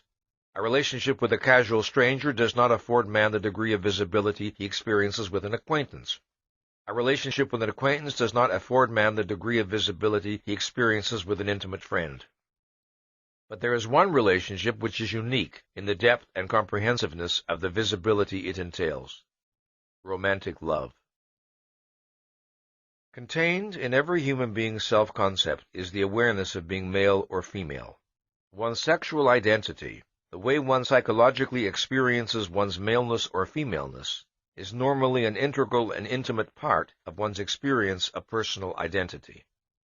One's psychosexual identity is the product and reflection of the manner in which one responds to one's nature as a sexual being, just as one's personal identity is the product and reflection of the manner in which one responds to one's nature as a human being. To what extent is one aware of oneself as a sexual entity? What is one's view of sex and of its significance in human life? How does one feel about one's own body? How does one view the opposite sex? How does one identify the respective sexual roles of man and woman? How does one evaluate one's own sexual role? It is his answers to such questions that determine a human being's sexual psychology. The single most pertinent factor in determining a person's sexual attitudes is the general level of his self-esteem. The higher the level of self-esteem, the stronger the likelihood that his responses to his own sexuality will be appropriate and that he will exhibit a healthy sex psychology. A healthy masculinity or femininity is the consequence and expression of a rationally affirmative response to one's own sexual nature. What does this entail? A strong affirmative awareness of one's own sexuality, a positive response to the phenomenon of sex, a perspective on sex that sees it as integrated to one's mind and values, not as a dissociated, mindless, and meaningless physical indulgence, a positive and self-valuing response to one's own body and the body of the opposite sex, and a confident understanding, acceptance, and enjoyment of one's own sexual role. Just as one's sexual personality is essential to one's sense of oneself, so it is essential to that which one wishes to objectify and to see reflected or made visible in human relationships.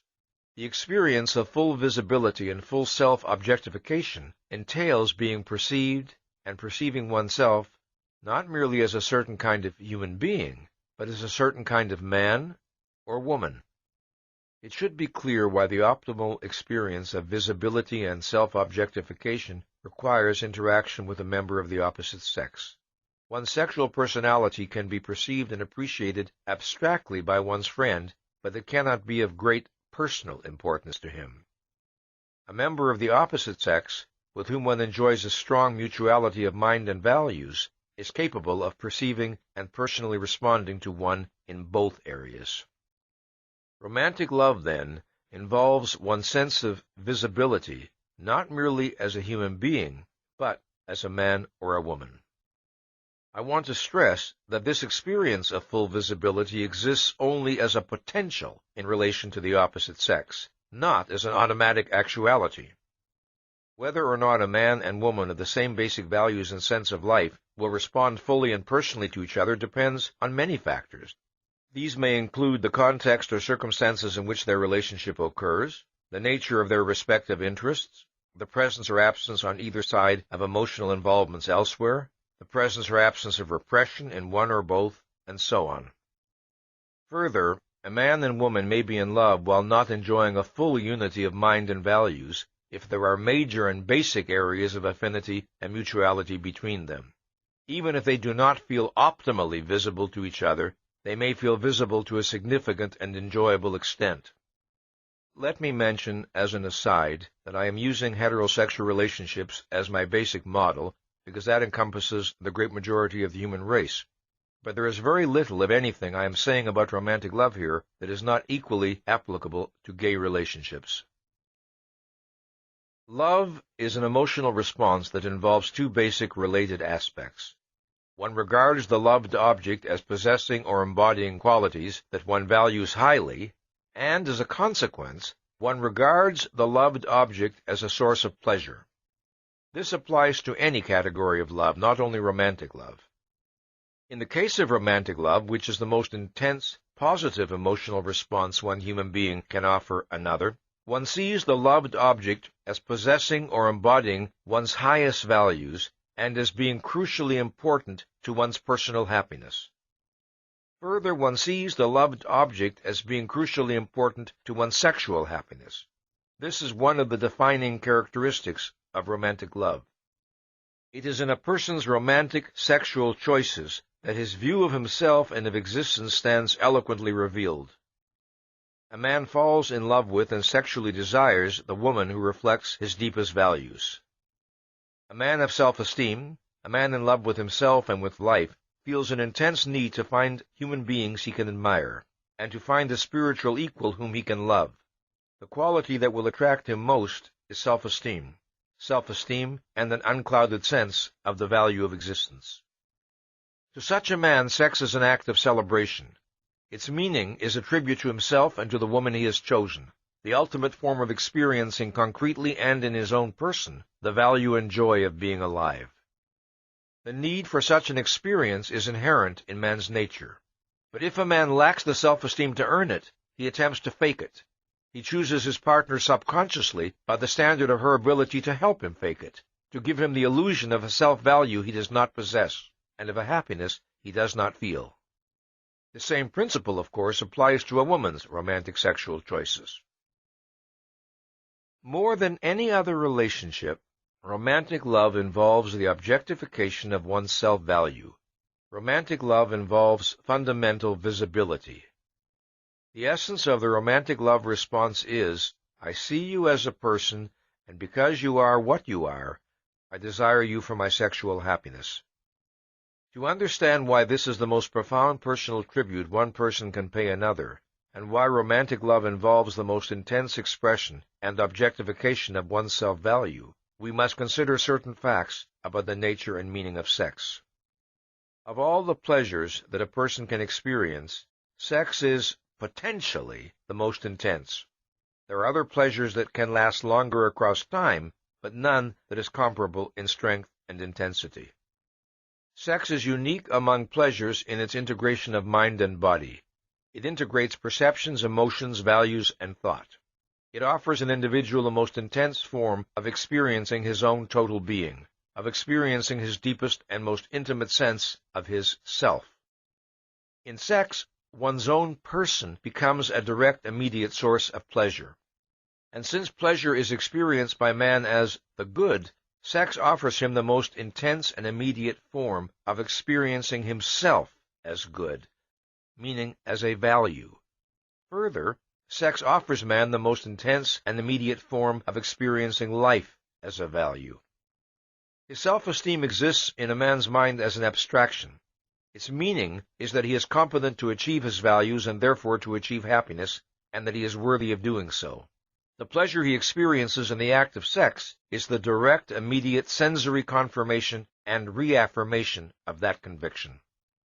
His conviction that life is a value, that life is worth living, exists in a man's mind as an abstraction. Its meaning is the conviction that the nature of life is such that happiness is within his power to achieve. The pleasure he experiences in the act of sex is the confirmation and reaffirmation of that conviction. And thus, sex is the ultimate form in which man experiences perceptually that he is good and that life is good. Sex affords an individual a most intensely pleasurable form of self-awareness.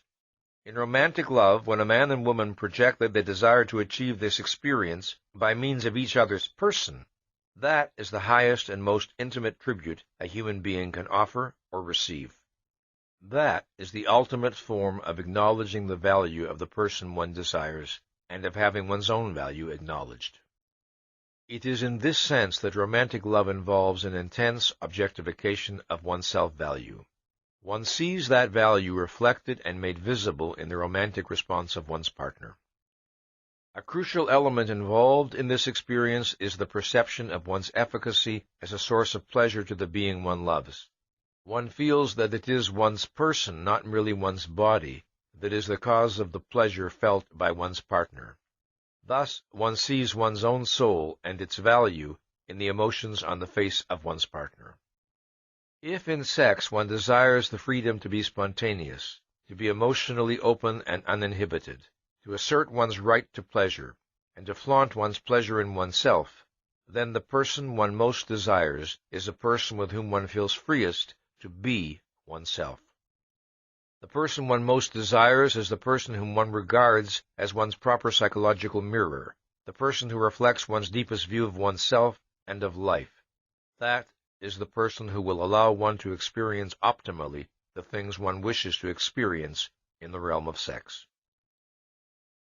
Most people experience great difficulty in identifying the cause of their romantic sexual choices, not only because most people are poor introspectors, but also because the factors that bring about a romantic attraction between two individuals are enormously complex. I spoke of a mutuality of mind and values, but that's a very wide abstraction. What more specifically does it entail?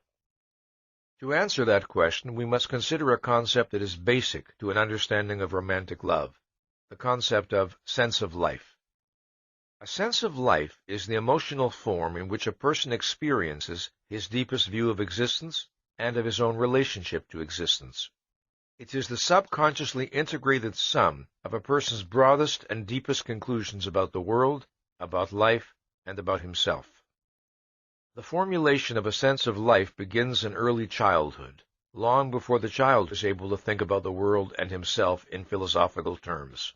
The conscious philosophical convictions he acquires later may or may not be in accord with his sense of life.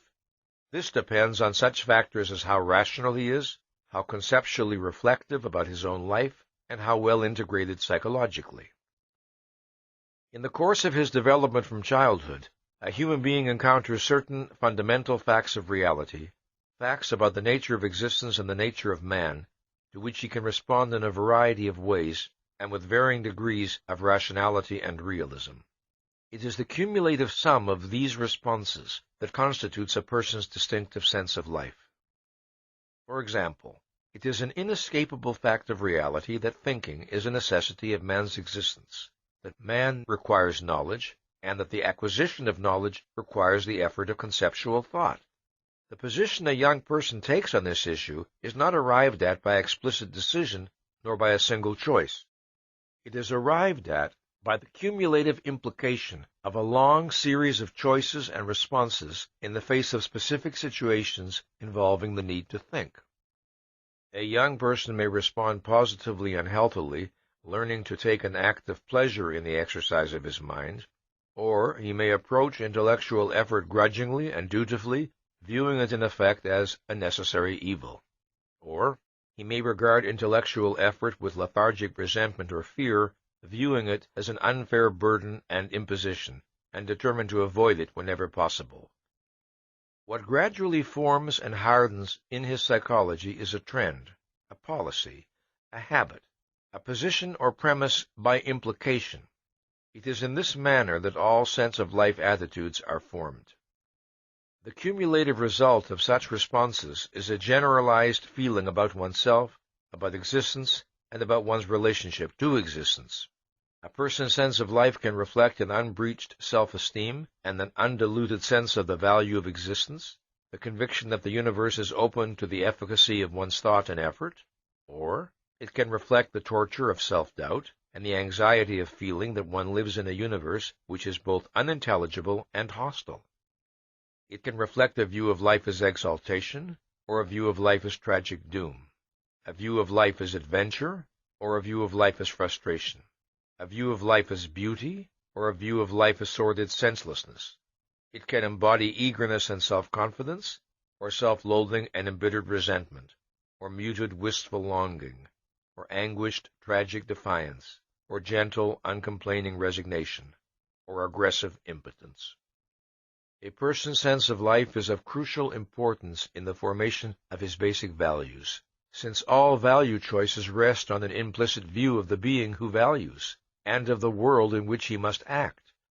A person's sense of life underlies all his other feelings, all his emotional responses. It is like the leitmotif of his soul, the basic theme of his personality. This is especially evident in the sphere of his romantic sexual responses. Just as one's own sense of life can be very difficult to isolate and identify conceptually, so it is very difficult to isolate and identify the sense of life of another human being. However, in romantic relationships, the affirmative response of each party to the sense of life of the other is crucial to the experience of love and to the projection of mutual visibility. There are many ways in which a sense of life affinity is communicated, but perhaps the rarest is by explicit conceptual statement. Two people discover their affinity by learning of each other's values and disvalues, and by such means as observing each other's manner of talking, of smiling, of standing, of moving, of expressing emotions, of reacting to events, and so on. They discover it by the way they react to each other, by the things that are said and by the things that are not said, by the explanations it is not necessary to give, by sudden, unexpected signs of mutual understanding. Without a significant sense of life affinity, no fundamental and intimate experience of visibility is possible. One may be admired for some particular quality or qualities by a person with an alien sense of life, but one's feeling of gratification, if any, would be extremely limited. One would sense that the basic frame of reference of the other person, the basic context from which one is being viewed and appraised, is different from one's own, and one would conclude that the admiration does not mean what it would mean in one's own context. For example, suppose that a person with a self-confident, affirmative sense of life is admired by a person whose own sense of life is defiantly tragic, so that the admiration projected is for the image of a heroic but doomed martyr. The recipient of such admiration would not feel properly visible, because the image would clash with his own non-tragic sense of himself. In romantic love, optimally experienced, one is admired for the things one wishes to be admired for, and equally important, in a way and from a perspective that is in accord with one's own view of life. That is full visibility. As a consequence of the fact that a person's sense of life and his avowed philosophy may be inconsistent, and of the fact that a sense of life can be very hard to identify, people are often tempted to feel that love is inexplicable. They feel that it is just there, that it is not susceptible to rational analysis. An individual may be at a loss to explain why he feels uniquely visible, uniquely in emotional accord with one particular person and not with another, who on the surface may appear to be an equally plausible romantic partner. If a person wishes to identify the ultimate grounds of his romantic feeling for another human being, the questions to ask and answer are these. What does this relationship make me feel about myself? What is the distinctive nature of the self-experience it produces in me, and why? What attitudes, characteristics, and actions of the person I love are essential in giving me this experience? The answers to these questions will tell a person a great deal, not only about the nature of his romantic feeling, but also about the nature of his self-esteem and about his deepest image of himself. We have seen that self-esteem is the hallmark of mental health. It is the consequence, expression, and reward of a mind fully committed to reason. Commitment to reason is commitment to the maintenance of a full intellectual focus, to the constant expansion of one's understanding and knowledge. It is a commitment to the principle that one's actions must be consistent with one's convictions and that one must not attempt to fake reality or place any consideration above reality. It is a commitment that one must not permit oneself contradictions, that one must not attempt to subvert or sabotage the proper function of consciousness. In our analysis of needs, I discussed the fact that the frustration of a need does not necessarily result in the immediate or direct death of the organism. It can result instead in a general lowering of the ability of an organism to function, a diminution of the organism's effectiveness and power. This is applicable to psychological needs in general and to the need of self-esteem in particular.